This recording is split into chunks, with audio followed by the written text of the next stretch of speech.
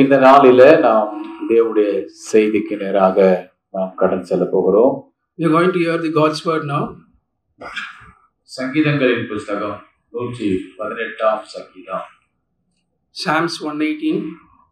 13வது வசனத்தை வாசிக்க கேட்கலாம். Verse 13. நான் விழும்படி நீ என்னை தள்ளினாய், கர்த்தரோ எனக்கு உதவி செய்தார்.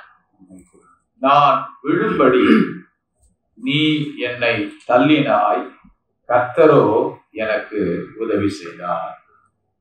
The Lord is my strength and song and is become my salvation. கர்த்தரோ எனக்கு உதவி செய்தார். God helped me. தேவனுடைய நாமத்திற்கு மகிமை ஸ்தோத்திரம் உண்டாவதாக.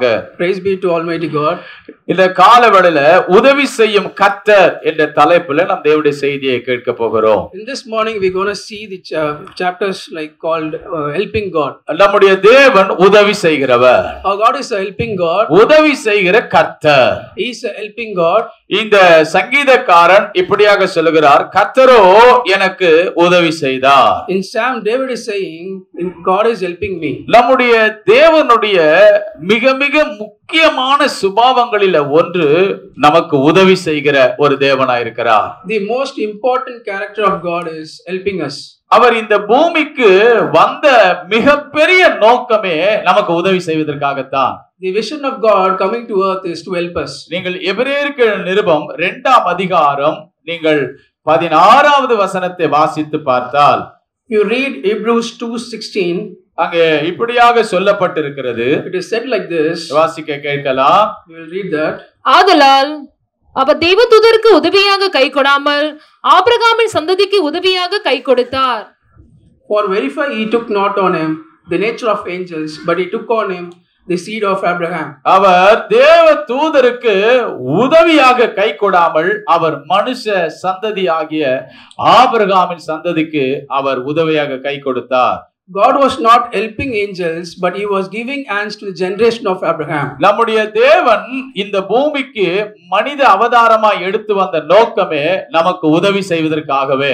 The most important vision that God is coming into the earth is to help us. நீங்கள் சங்கீதம் 60ஆம் சங்கீதம் 11வது வசனத்தை வாசித்து பார்த்தால், If you read Psalm 61, அங்கே இப்படியாய் சொல்லப்பட்டிருக்கிறது. it is said like this. வாசிக்க கேட்கலாம். You can read that. இக்கட்டில் எங்களுக்கு உதவி செய்யும், இக்கட்டில் எங்களுக்கு உதவி செய்யும், மனுஷனுடைய உதவி விருதா. மனுஷனுடைய உதவி விருதா. God thou hast cast us off, thou hast scattered us, thou hast been displeased, or torn thyself to us again. நம்முடைய தேவன் இக்கட்டில் நமக்கு உதவி செய்கிறவர்.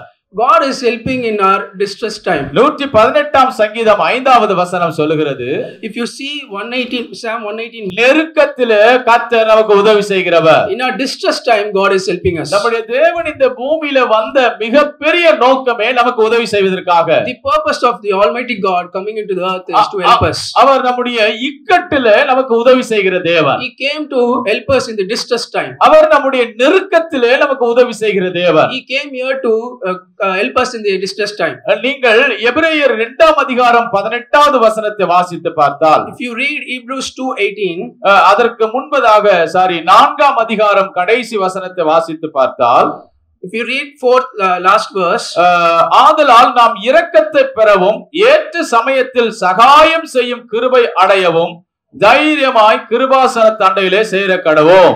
let us therefore come boldly unto the throne of grace, that we may obtain mercy and find grace to help in the time of need. அங்க ஒரு வார்த்தை இப்படியாக எழுதப்பட்டிருக்கிறது. A word is written here, ஏற்ற சமயத்தில் உதவி செய்கிறவர். right time help. It is called as right time help. இக்கட்டில் உதவி செய்கிறவர். He is helping in the distress. நெருக்கத்தில் உதவி செய்கிறவர். He is helping in our iniquities. ஏற்ற சமயத்தில் உதவி He செய்கிறவர். is helping in the right time. Hallelujah. Hallelujah. நீங்கள் எபிரேயர் 2ஆம் அதிகாரம் 18வது வசனத்தை வாசித்து பார்த்தால், If you read Hebrews 2:18, அங்கே சோதிக்கப்படுகிறவர்களுக்கு உதவி செய்ய வல்லவராய் it இருக்கிறார். is written here, he is helping who is suffering. யாரெல்லாம் சோதிக்கப்படுகிறார்களோ அவர்களுக்கு கர்த்தர் உதவி செய்ய வல்லவராய் இருக்கிறார். Who are all tempted, God is helping them. நம்முடைய தேவன் ஏற்ற சமயத்துல உதவி செய்ய வல்லவர். God is helping in the right time. நம்முடைய தேவன் சோதிக்கப்படுவர்களுக்கு உதவி செய்ய வல்லவர். God is helping who is get tempted. ஒரு முறை தீர்க்கதரிசியுடைய புத்திரர்களுக்கு எலிசா ஒரு கூழ் காய்ச்ச சொல்லுகிறார். One time Elisha is giving one a drink to the people. அப்பொழுது அந்த கூழை காய்த்து கொண்டே இருக்கும் பொழுது ஒரு தீர்க்கதரிசியுடைய புத்திரர் வெளியே போய் பேய் கொம்மட்டிக்காயை அறுத்து கொண்டு வந்து அதுல போட்டான். While cooking, one of the guy from that group put some fruit in that. அப்பொழுது அதை அந்த சமைத்த பிறகு எல்லாருடைய பிளேட்லயும் அதை வார்த்த பொழுது சாப்பிட்டால் அதுல கசப்பு என்றால் அவ்வளவு பெரிய கசப்பு. When they served in the plates, it was very bitter.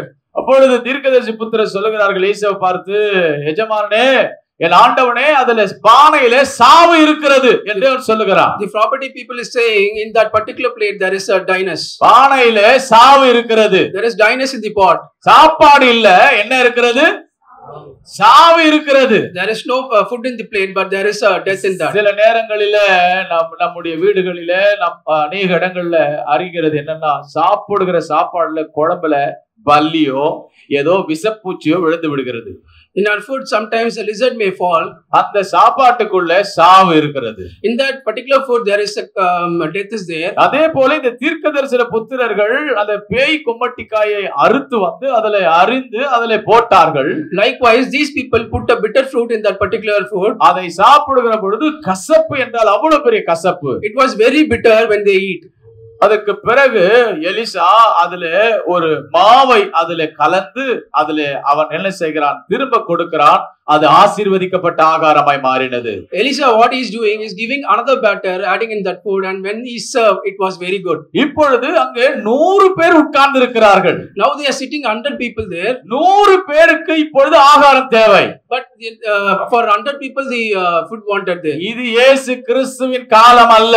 This is not Jesus Christ's time. இது எலிசாவுடைய காலம். This is Elisha's time. இயேசு கிறிஸ்துவின் காலத்துல 5 அப்பத்தை 2 மீனை எடுத்தால் 5000 பேருக்கு போஷித்து கொடுப்பார். In Jesus Christ, he took the 5 bread and 2 fishes and gave to 5,000 people. இது உலகம் முழுவதும் இருக்கிற மக்களுக்கு ரட்சிப்பு பிரகடனப்படுத்தப்படாத காலம் இது. This is the time when the savings is not revealed. இஸ்ரவேலருக்குள்ள மாத்திரமே அற்புதம் நடக்கிற ஒரு காலம் இது. This is a time when the Israel is only having the miracles. புறஜாதி மக்களுக்கு அற்புதங்கள் அறிவிக்கப்படாத காலம் அது. This is a time when the Gentiles doesn't know the miracle. இப்பொழுது அங்கே 100 பேருக்கு மேலாக பந்தியில உட்கார்ந்து இருக்கிறார்கள். Now there are multitudes are sitting there for food. அப்பொழுது பாகால் சலீஷாவிலிருந்து ஒரு தேவனுடைய மனிதனுக்கு ஒரு காணிக்கை வருகிறது. From that time they are getting an offering from the idol. அந்த வசனத்தை தயவு செய்து வாசிக்கும்படி கேட்கிறேன். We will read that particular verse. 2 ராஜாக்களின் புத்தகம் 2 Kings. சாரி 4ஆம் அதிகாரம் நினைக்கிறேன். It is 4th chapter. 4ஆம் அதிகாரத்துல 41 இருந்து நீங்கள் வாசிக்கும்படி கேட்டுக்கொள்கிறேன். Second Kings chapter 4 from 41. அப்பொழுது அவன் மாவை கொண்டு வர சொல்லி அதை பானையிலே போட்டு ஜனங்கள் சாப்பிடும்படி அவர்களுக்கு வார் என்றான். அப்புறம் பானையிலே தோஷம் இல்லாமற் போயிற்று. பின்பு பாகால் சலிஷாவில் இருந்து ஒரு மனுஷன் தேவனுடைய மனுஷனுக்கு முதற்பலனான வார்கோதுமையின் 20 அப்பங்களையும் தாழ் கதிர்களையும் கொண்டு வந்தான். அப்பொழுது அவன் ஜனங்களுக்கு சாப்பிட கொடு என்றான். அதற்கு அவனுடைய பணிவிடைக்காரன், இதை நான் 100 பேருக்கு முன் வைப்பது எப்படி என்றான். இதை 100 பேருக்கு முன்பாக வைப்பது எப்படி என்றான். அதற்கு அவன், அதை ஜனங்களுக்கு சாப்பிட கொடு, சாப்பிட்ட பிற்பாடு இன்னும் மீதி உண்டாயிருக்கும் என்று கர்த்தர் சொல்லுகிறார் என்றான். சாப்பிட்ட பிற்பாடு இன்னும் மீதி உண்டாயிருக்கும் என்று கர்த்தர் சொல்லுகிறார் என்றான். But he said, then bring meal, and he cast into the pot, and he said, pour out of the people, they may eat, and there was no harm in the pot. அப்பொழுது அவர்களுக்கு முன்பாக அதை வைத்தான். God kept before that. கர்த்தருடைய வார்த்தையின்படியே அவர்கள் சாப்பிட்டதுமின்றி மீதியும் இருந்தது. Even after eating, they took remainings from what they eat. நான் சொல்ல வருகிற காரியத்தை கவனியுங்கள். You have to understand what I am coming to say here. ஆகாரம் இல்லாத ஒரு சூழ்நிலை. This is a time when there is no food is there. இருக்கிற ஆகாரத்தை 100 பேரும் சாப்பிட முடியாத, அட்ஜஸ்ட் பண்ண முடியாத ஒரு சூழ்நிலை. This is a time when they could not adjust the food. அப்படி கொஞ்சம் இருந்தாலும் இன்னொரு இடத்துல இருந்து கொஞ்சம் ஆகாரம் வந்திருக்கிறது. But even though they are getting some food from the outside, அதையும் இப்போது எல்லாருக்கும் பகிர்ந்து கொடுத்தால் கொடுக்க முடியாத ஒரு சூழ்நிலை. even though they give that, they could not serve for the full 100 people. ஆனால் நம்முடைய தேவன் ஏற்ற சமயத்திலே உதவி செய்கிறவர். But our God is a God who is helping in the right time. அந்த கொஞ்சத்தையும் 100 பேருக்கு கர்த்தர் போதுமானதாக கர்த்தர் மாற்றி கொடுத்தார். But what God did there, He just made that particular food into 100 people's food. ஆகவேதான் நம்முடைய தேவன் ஆண்டவர் இந்த நாளிலே நமக்கு சொல்லுகிற காரியம், நான் உனக்கு உதவி செய்கிறவர். Our God is saying that the helping is coming from me. நான் உனக்கு ஏற்ற சமயத்திலே உதவி செய்வேன். I will help you in the right timing. சோதனை நேரத்தில் உனக்கு நான் உதவி செய்ய வல்லவரா இருக்கிறேன். Whenever the temperance come, I'll help you. அதைத்தான் எபிரேயர் 2:18 வாசித்தோம். In that we read in Hebrews 2. நம்முடைய தேவன் சோதிக்கப்படுகிறவர்களுக்கு உதவி செய்ய வல்லவரா இருக்கிறார். God is a God who is helping in the tempered time. Hallelujah. Hallelujah. இந்த உலகத்தில் இருக்கிற மனிதர்கள் யாருக்கு உதவி செய்வார்கள்? In this world, the people to whom they help, யாருக்கு உதவி செய்வார்கள்? to whom they help, தனக்கு பிரியமானவர்களுக்கு உதவி செய்வார்கள். they help only for the beloved person. தனக்கு திரும்ப கொடுக்க முடியும் என்று நினைக்கிறவர்களுக்கு உதவி செய்வார்கள். They help when they get back from them. Hallelujah. Hallelujah. ஆனா நம்முடைய தேவன் யாருக்கு உதவி செய்றார் தெரியுங்களா? But our God is helping to whom, you know? சோதிக்கப்படுகிறவர்களுக்கு அவர் உதவி செய்கிறார். He is helping one who tempted. அவர் சோதிக்கப்படுகிறவர்களுக்கு உதவி செய்கிறார். He is helping who is tempted. நம்முடைய தேவன் சோதிக்கப்படுகிறவர்களுக்கு உதவி செய்ய வல்லவராய் இருக்கிறார். Our God is a God who is helping who tempted. எந்த சோதனையானாலும் whatever temptation it is, அந்த சோதனையில் இருந்து தாங்கிக் கொள்வதற்கு, தப்பித்துக் கொள்வதற்கு அவர் உதவி செய்வார். God is giving the bearability to change that particular temperance. Hallelujah. Hallelujah. எத்தனையோ சோதனை நம்முடைய வாழ்க்கையில வந்தது. Many of the temperance came into our life. ஆனால் இந்த சோதனைகள் எல்லாம் நாம் தப்பி வந்ததற்கு காரணம் என்னவென்றால், why we came out of that particular temptation, தேவன் நமக்கு உதவி செய்திருக்கிறார். because God helped in that particular time. எத்தனையோ இடங்களிலிருந்து கர்த்தர் நம்மை தப்பிக்க வைத்திருக்கிறார். Many places God helped to come out. எத்தனையோ சூழ்நிலைகளில் கர்த்தர் நம்மை நிறைவாய் மாற்றி இருக்கிறார். Many circumstances God made us a fullness. குறைவாக ஆரம்பித்த நாம், we have started very small. தேவைகள் நிரம்பின நேரங்களிலே we had many requirements that time. ஆண்டவர் ஏற்ற சமயத்தில் நமக்கு சகாயம் செய்திருக்கிறார். God will helping in the right timing. சோதனை நேரங்களிலே நமக்கு உதவி செய்திருக்கிறார். when we get tempted, God will help us. சோதனை நேரத்தில் தேவனை தவிர வேற யாராலும் உதவி செய்ய முடியாது. without God, no one can help when you are tempted. தேவனை தவிர உங்கள் சோதனையிலே வேற யாராகிலும் உதவி செய்ய முடியுமா? anyone can help you when you are tempted. சோதனை என்றாலே மனிதனை விட்டு அப்பாற்படுத்தப்படுகிற நேரம். temptation is nothing but human is being apart from human. மறுபடியும் சொல்லுகிறேன், சோதனை என்பது நீங்கள் நன்றாக விளங்கிக் கொள்ளும்படி சோதனை என்பது எப்படிப்பட்டது? I'm telling you again, what is temptation? எல்லாரும் புரிந்து கொள்ளுங்க, சோதனை என்பது எப்படிப்பட்டது? everyone need to understand that what is temptation. மனிதர்களை விட்டு அப்பாற்படுத்தப்படக்கூடியது. the circumstance which human is being apart from human. நாம் நெருங்கினவர்கள், நேசிக்கிறவர்கள், விரும்புகிறவர்கள் எல்லாரையும் ஒரு சூழ்நிலை வரும் பொழுது அந்த சூழ்நிலைக்கு பெயர் தான் சோதனை. whenever there is a circumstance come, when the people go apart, that is called temptation. அப்பொழுது மனிதர்கள் நம்மை விட்டு அப்பாற்படுத்தப்படுவார்கள். then the human will be get aparted from us wantedly. அப்படிப்பட்ட சூழ்நிலையில எந்த மனிதனும் உங்களிடத்தில் நெருங்க முடியாது. in that particular time when no one will come near to you, அதுதான் உங்களுடைய சோதனை நேரம். that is your temptation time. அந்த சோதனை நேரத்தில் கர்த்தர் உதவி செய்ய வல்லவராய் இருக்கிறார். in that temptation time God will help you. உங்களுடைய சோதனையில தேவன் உதவி செய்ய வல்லவராய் இருக்கிறார். in that temptation time God will help you. தேவன் உதவி செய்யக்கூடியவர், வல்லவர் என்பதை உங்களுக்கு உறுதிப்படுத்துவதற்கு இன்னொரு காரியத்தை கூட உங்களுக்கு நான் காண்பிக்க விரும்புகிறேன். I'm going to show you another instance. எல்லாரும் கூட வேத புத்தகத்தை நீங்கள் வெளிப்படுத்தின விசேஷம் 12ஆம் அதிகாரத்துக்கு நேராக திருப்பிக் கொள்ளுங்கள். you can turn your chapter to Revelation 12. வெளிப்படுத்தின விசேஷம் 12ஆம் அதிகாரம், Revelation 12 chapter 15, 16 வசனத்தை வாசிக்க கேட்கலாம். verse 15 and 16. அப்பொழுது அந்த ஸ்திரீயை வெள்ளம் கொண்டு போகும்படிக்கு பாம்பானது தன் வாயிலிருந்து ஒரு நதி போன்ற வெள்ளத்தை அவளுக்கு பின்னாக ஊற்றிவிட்டது. பூமியானது ஸ்திரீக்கு உதவியாக தன் வாயை திறந்து வலு சர்ப்பம் தன் வாயிலிருந்து ஊற்றின வெள்ளத்தை விழுங்கினது.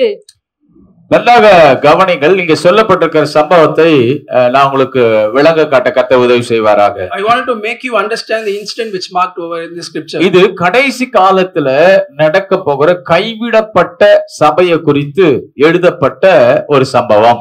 This is this incident which was given here, which is showing, denoting the left church. ரகசிய வருகைக்கு பிறகு 7 வருடம் உபத்திரவ காலம். In the after secret rapture, there is a thing called 7 years of struggle. அதுல 3.5 வருடங்கள் உபத்திரவ காலம், அடுத்த 3.5 வருடங்கள் மகா உபத்திரவ காலம். In 3.5 years it is called struggle time, and other 3.5 times is called a big struggle time. அப்பொழுது அதற்கு முன்பாக இயேசு கிறிஸ்து ரகசியமாய் வந்து தம்முடைய மனவாட்டியாகிய சபையை எடுத்துக்கொண்டு போய் விடுவார். God will come after that and he will take his church. அதுக்கு பிறகு கைவிடப்பட்ட விசுவாசிகள், தேவ பிள்ளைகள் மறைந்திருந்து அந்தி கிறிஸ்துடைய ஆட்சியில அங்கெங்குமாக மறைந்து வாழ்வார்கள். Then who are left in the world, they will be hiding them for the antichrist. அவர்களை அழிக்கும்படிக்கு அந்தி கிறிஸ்துவானவன் என்ன செய்வான்? எங்க இருக்கிறார்கள் கண்டு ஆராய்ந்து அவர்களை தேடி அவன் ஆராய்வான். He will try to search antichrist, who is the people left in the earth. அப்பொழுது அவர்களை கண்டுபிடித்து அவர்களை அழிக்கும்படிக்கு அவன் தீர்மானம் எடுக்கும் பொழுது, then he will decide to search them and put them into trouble. அந்தி கிறிஸ்துவுக்கு பலனை கொடுக்கிற அந்த வலு சர்ப்பமானது அவர்களை கண்டுபிடிக்கும்.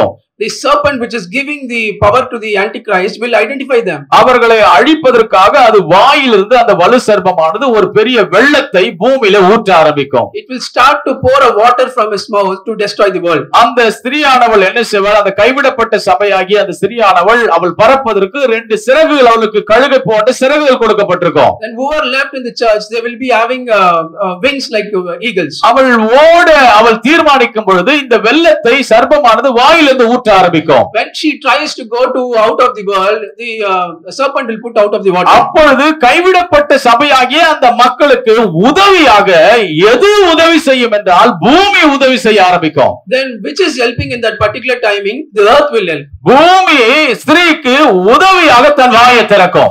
The earth will open the mouth for the woman.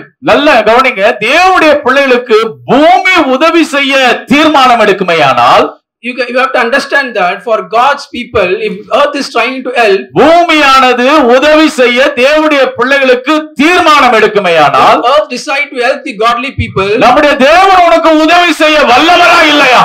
Our God will help you or not? தேவன் உதவி செய்ய வல்லவர். Our God will help you or not? பூமியானது உதவி செய்ய கூடுமேயானால், if earth is trying to help you, நம்முடைய தேவன் சர்வ வல்லவர். our God is a big God. சகலத்தையும் படைத்தவர். He created everything. அவரால் உனக்கு உதவி செய்ய முடியும். He can help you at any time. கைவிடப்பட்ட காலத்திலேயும் உதவி செய்ய முடியுமேயானால், He can help you in the left time. கவனிங்க, நான் சொல்லுகிற காரியத்தை கவனிங்க. You have to understand what I am saying here. கைவிடப்பட்ட காலத்திலே பூமி உங்களுக்கு உதவி செய்ய முடியுமேயானால், when something is left and helping them, உங்களுடைய எல்லா கைவிடப்பட்ட சூழ்நிலையிலும் தேவனால் உங்களுக்கு உதவி செய்ய முடியும். in all your left timings God can help you. எல்லா சூழ்நிலையிலும் உங்களுக்கு தேவனால் உதவி செய்ய முடியும். all times God can help you. கைவிடப்பட்ட சபை வனாந்திரத்திலே அவர்கள் குகைகளிலே மறைந்து கிடக்கிறார்கள். The people of the left church, they will be hiding themselves in the wilderness caves. மனிதனால் கைவிடப்பட்டிருக்கலாம். They can be left by the humans. நம்பினவர்களால் கைவிடப்பட்டிருக்கலாம். They be left whoever they are believed. உன்னுடைய வேலையினால, வியாபாரத்தினால,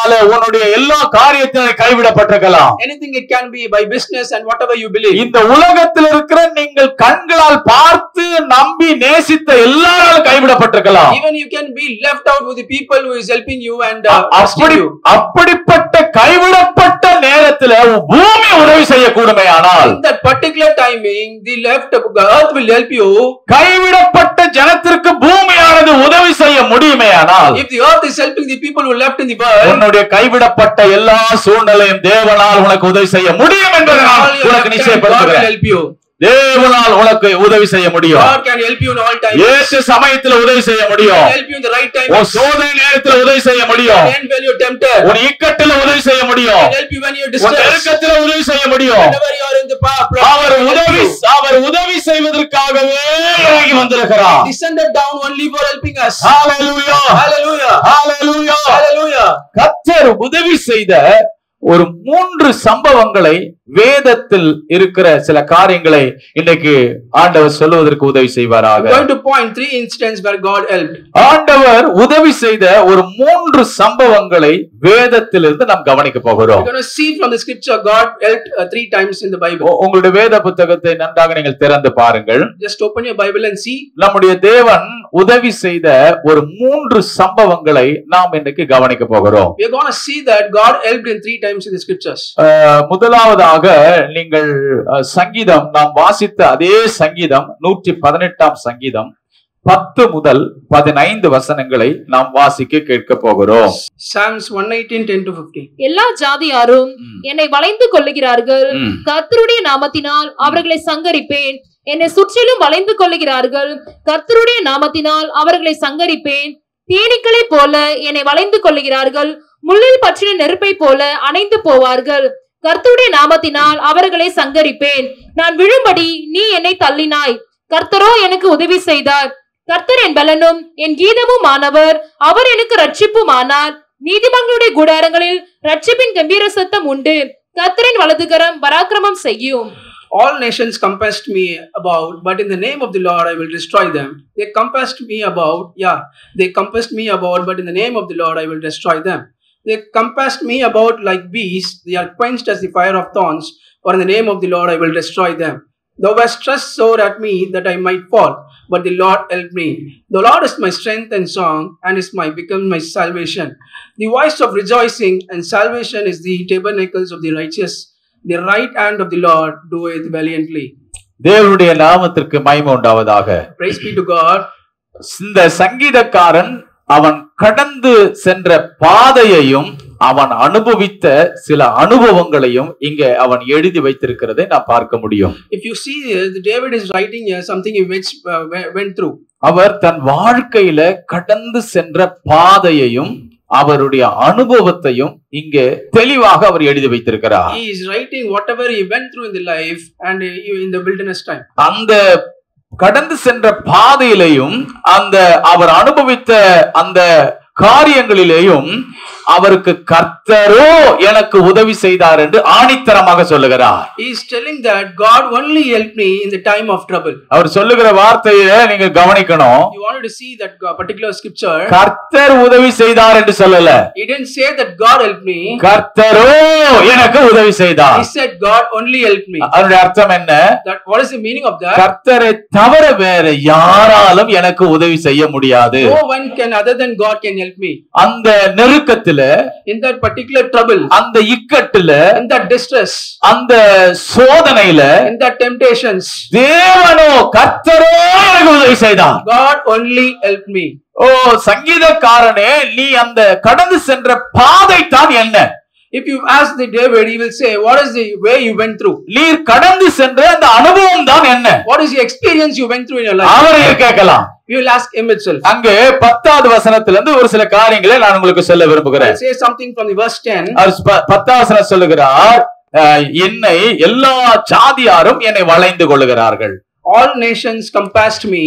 அந்த வார்த்தை பாருங்கள், திரும்ப திரும்ப 3 முறை அந்த வார்த்தை 3 வசனங்கள்ல வருகிறதை நீங்கள் கவனிக்க வேண்டும். Repeatedly 3 times in 3 words the particular word is mentioned. எல்லா ஜாதியாரும் என்னை வளைந்து கொள்ளுகிறார்கள். All nations compassed me. 11வது வசனம், என்னை சுற்றிலும் வளைந்து கொள்ளுகிறார்கள்.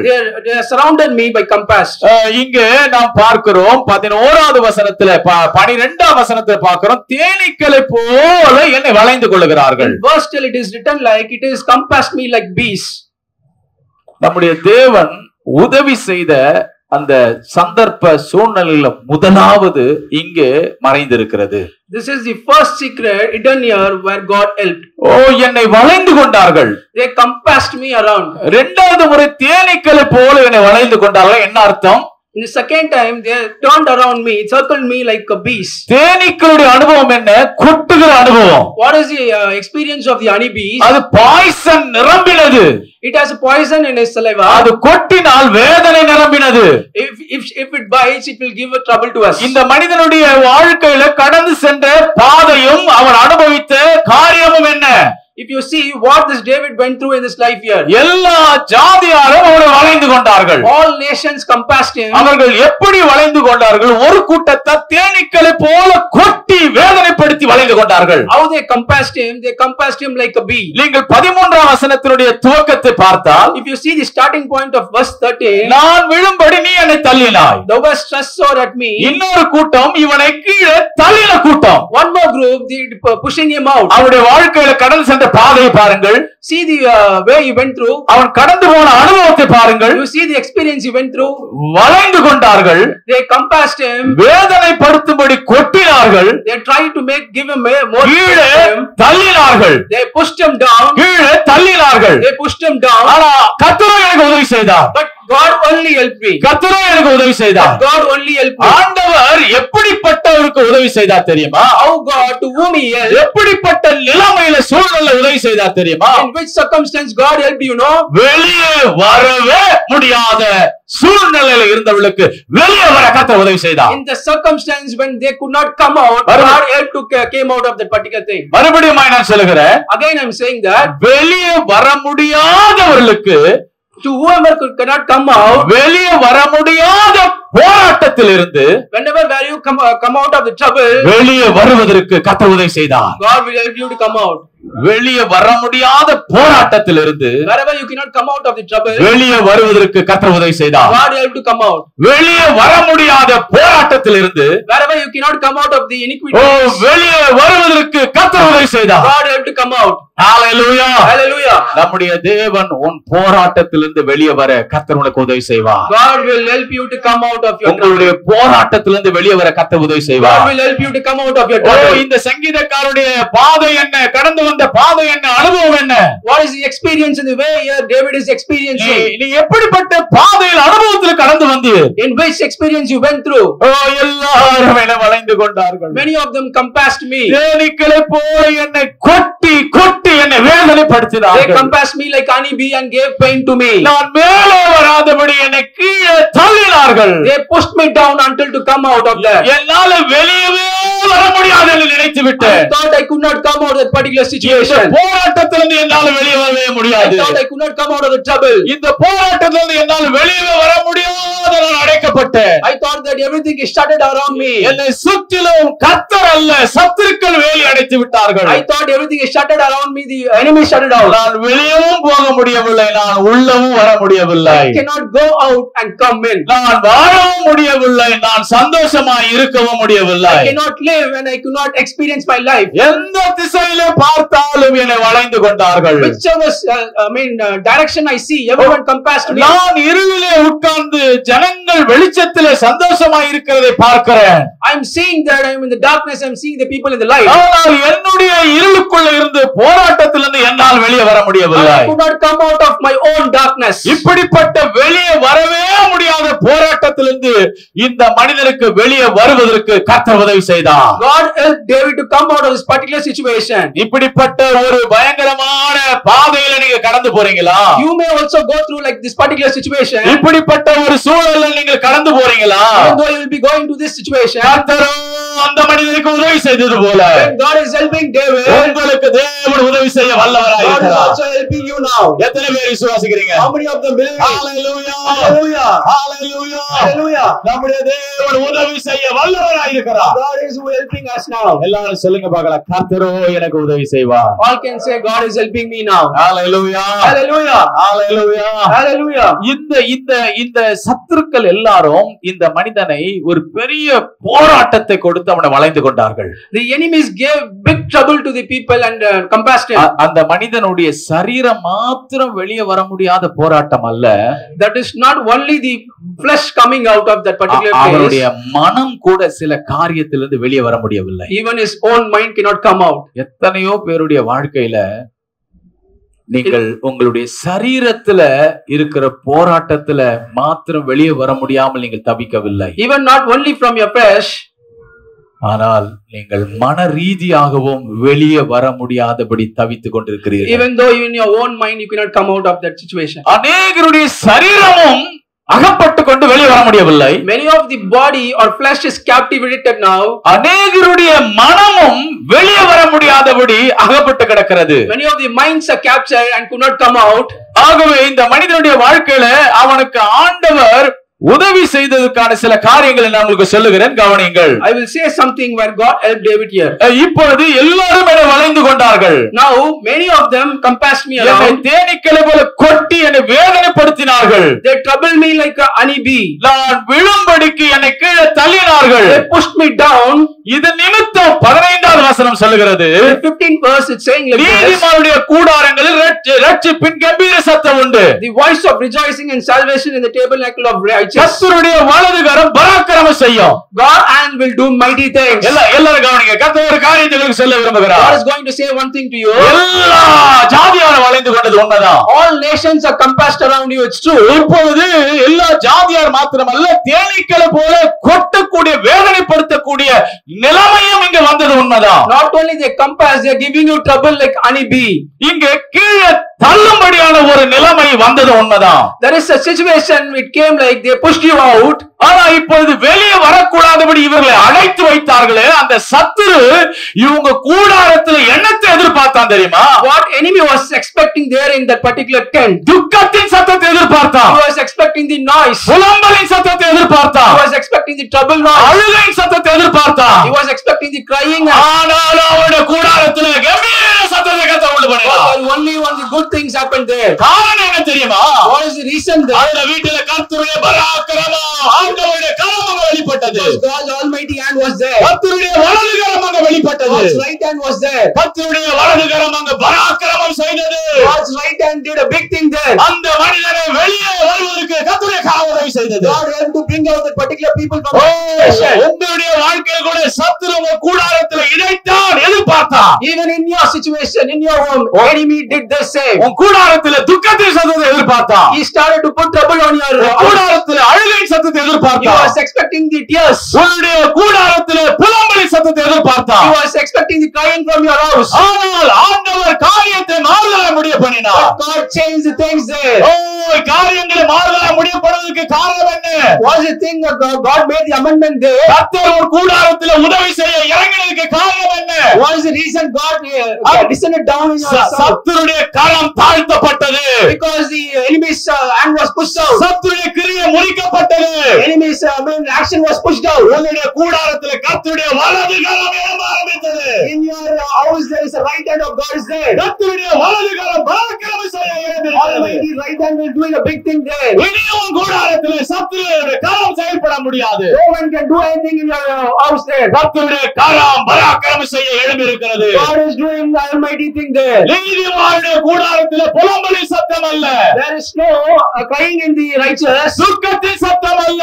There is no crying tears. புலம்பலின் சத்தம் அல்ல. There is no tears there. Ananda களிப்புள்ள உதடுகளால் Only goodness will follow. கர்த்தரை துதிக்க வைப்பாராக. God will praise you up. கம்பீர சத்தம் ஒரு குடும்பத்தில் கூடாரத்தில் உண்டாவதாக. Good things there. கர்த்தரோ உனக்கு உதவி செய்ய இறங்கி God இருக்கிறார். has descended down to help you now. வெளியே வர முடியாத போராட்டத்தில் உன்னை வெளியே கொண்டு வருவார். Wherever you're not coming out of the trouble, God is helping you now. இதே போலத்தான் அப்போஸ்தலனாகிய பவுலும் தன் வாழ்க்கையிலே அவர் சொல்லுகிறார். Same thing apostle is saying this. அப்போஸ்தலர் 27ஆம் அதிகாரம் 20ஆம் வசனம் சொல்லுகிறது. Acts 27:20 is saying like this. அதுல ஒரு வார்த்தை இப்படியாய் சொல்லுகிறது. Here it says like this. நாம் தப்பி பிழைப்போம் என்கிற நம்பிக்கை முழுவதும் அற்று போயிற்று. There is no chance to get life there. அங்கே ஒரு பயங்கரமான ஒரு சூழல். There is a big situation there. அந்த பயங்கரமான சூழலில் அவர்களால் சமுத்திரத்தை விட்டு வெளியே வர முடியாத ஒரு சூழல். In that dangerous situation, they could not come out of that ocean. சமுத்திரத்தில் இருந்து நாங்கள் இனி வெளியே வர முடியாது. They thought they could not come out of that ocean now. இந்த பூமி மூன்றில் கவனிங்க, நான்கில் 3 பரப்பளவு தண்ணீரினால் சூழப்பட்டிருக்கிறது. World is filled with water by 3 times. கவனிங்க, இந்த 3 மடங்கு தண்ணீரினால் சூழப்பட்டதுதான் சமுத்திரம். The 3 times water is called as ocean. அப்படியானால் சமுத்திரம் இந்த பூமியை விட பெரிதா இருக்கிறபடினாலே, then you think the ocean is bigger than this world. மனிதனுக்கு வருகிற போராட்டங்களும் பெரிதாகவே தான் இருக்கிறது. Likewise, the trouble is bigger than like ocean. அந்த பெரிய போராட்டமாகிய சமுத்திரத்தை விட்டு நாங்கள் வெளியே வர மாட்டோம். Likewise, we cannot come out of that particular trouble. எங்களால் தப்பி பிழைப்போம் என்கிற நம்பிக்கை முழுவதும் போய்விட்டது. There is no belief that we will live there. Hallelujah. Hallelujah.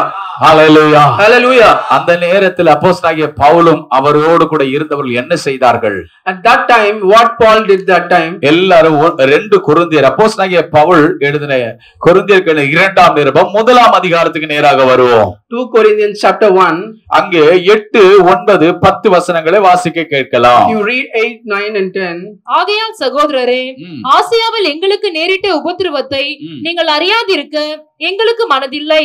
என்னவெனில் பிழைப்போம் என்கிற நம்பிக்கை அற்றுப்போகத்தக்கதாக எங்கள் பலத்திற்கு மிஞ்சின அதிக பாரமான வருத்தம் எங்களுக்கு உண்டாயிற்று. நாங்கள் எங்கள் மேல் நம்பிக்கையா இராமல் மரித்தோரை எழுப்புகிற தேவன் மேல் நம்பிக்கையா இருக்கத்தக்கதாக மரணம் வரும் என்று நாங்கள் எங்களுக்குள்ளே நிச்சயித்து இருந்தோம். அப்படிப்பட்ட மரணத்தினின்றும் அவர் எங்களை தப்புவித்தார், இப்பொழுதும் தப்புவிக்கிறார், இன்னும் தப்புவிப்பார் என்று அவரை நம்பி இருக்கிறோம். Hallelujah. And our hope of you steadfast, knowing that ye are partakers of the suffering, so shall ye be also the consolation. For we could not, brethren, have you ignorant of your trouble which came to us in Asia, that were pressed out of measure above strength, in so much that were despaired even life. But even we had the sentence of death in ourselves, that we should not trust in ourselves, but in God which raised the dead, who delivered us from so great a death, and doth deliver, in whom we trust that he will deliver us. 8ஆம் வசனத்துல அவர் இப்படியாக சொல்லுகிறார், தப்பி பிழைப்போம் என்கிற நம்பிக்கை அற்று போயிற்று. In the 8th verse he is saying like that, he doesn't have belief that they will live. எங்கள் பலத்திற்கு மிஞ்சின அதிகமான பாரமான வருத்தம் எங்களுக்கு வந்தது. The sufferings was more we cannot withstand our own strength. நம்பிக்கை அற்று போனது. The belief is not there. காரணம் என்னவென்றால், what is the reason? எங்கள் பலத்துக்கு மிஞ்சின அதிக பாரமான வருத்தம் எங்களுக்கு வந்துருச்சு. The suffering is bigger than our strength. இன்னைக்கு अनेक ஆவிக்குரிய ஆழமான கிறிஸ்தவ ஜீவியம் செய்கிறவர்களுக்கு கூட இந்த நிலைமை உண்டு. In the spiritual life, this same situation is same for our life also. எல்லாரும் என்ன கவனிங்க. Everyone should listen me. ஆவிக்குரிய வாழ்க்கையில अनेகர் ஆரம்பத்தில் ரட்சிக்கப்பட்டு பின்மாறி போகிறவர்கள் ஒரு பொருட்டல்ல. In the spiritual life, when someone going back, that is not a part. ஆனால் ரட்சிக்கப்பட்டு பல ஆண்டு காலம் தேவனோடு நடந்து பின்மாறி போகிறார்களே, அவருடைய நிலைமை குறித்து கர்த்தர் சொல்லுகிறார். When someone is standing and walking with God and they going back, God is saying that situation here. ஏன் அவர்கள் பின்மாற்றத்துக்கு நேராக தள்ளப்படுகிறார்கள்? Why they went back? அவர்களுக்கு சில நேரத்தில் தேவன் மேல நம்பிக்கை வருகிறது இல்லை. Sometimes they don't have a belief in God. தேவன் உதவி செய்வார் என்ற நம்பிக்கை இல்லை. They don't have the belief that God will help them. தேவனால் இது முடியாது என்று அவர்களாகவே உள்ளத்தில் தீர்மானம் பண்ணி விடுகிறார்கள். They thought in their whole heart that God is impossible there. இதெல்லாம் தேவனால் முடியுமா? He will think that God will happen. இதெல்லாம் தேவன் எங்களுக்கு செய்வாரா? He will think that God will do this for me. இந்த காரியத்தெல்லாம் தேவன் செய்வதற்கு அவர் வல்லவரா?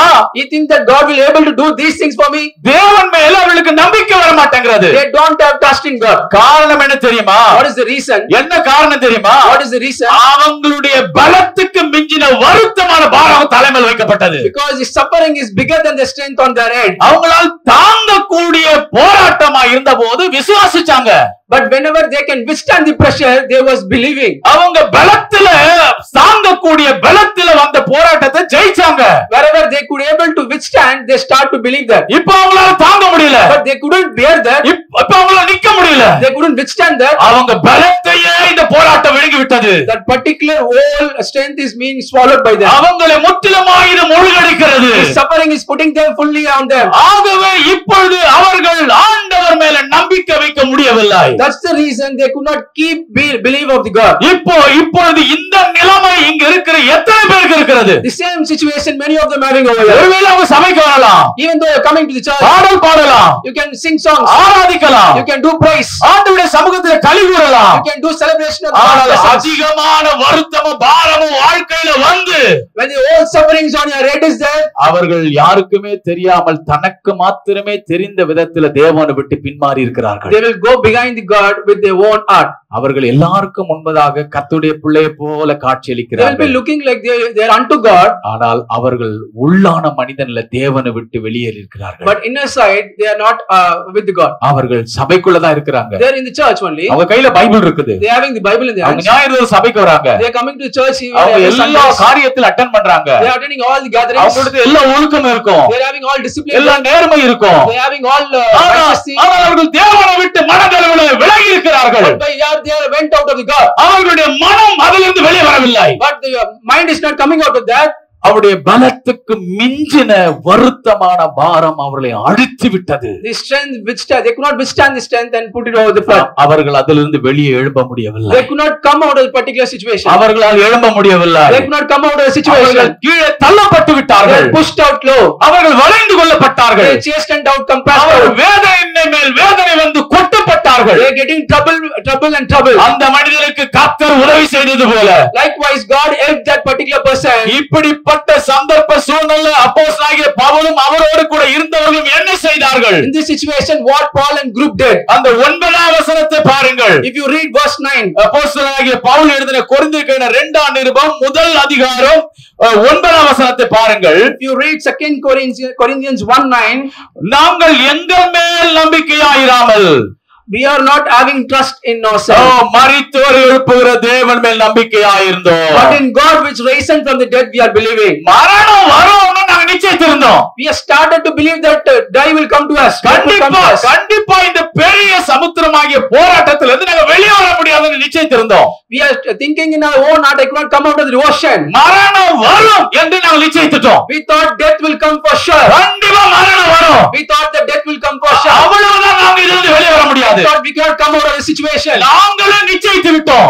We believed in our own self. ஆனால் நாங்க ஒன்னு செஞ்சோம். But what we did, one thing here, மரணம் வரப்போகுது தெரியும். we know that death is going to நாங்க come. வெளியே வர முடியாதுன்னு தெரியும். We know that we cannot come out of ஆனா the இந்த situation. நேரத்தில் அவர்கள் ஒன்று செய்தார்கள். But in this situation, they did one thing. எங்கள் மேல நம்பிக்கை வையாமல், They didn't keep the trust on own self. எங்கள் திறமை மேல நம்பிக்கை They வையாமல், were not keeping trust on their own எங்கள் talents. அனுபவத்து மேல நம்பிக்கை They வையாமல், were not keeping the trust on their own experience. மரித்தோரை உயிரோடு எழுப்புகிற தேவன் மேல நம்பிக்கை They வைத்தோம். are having trust in which God helped them from the rise and dead. கர்த்தர் அவளுக்கு உதவி செய்தார். God helped them.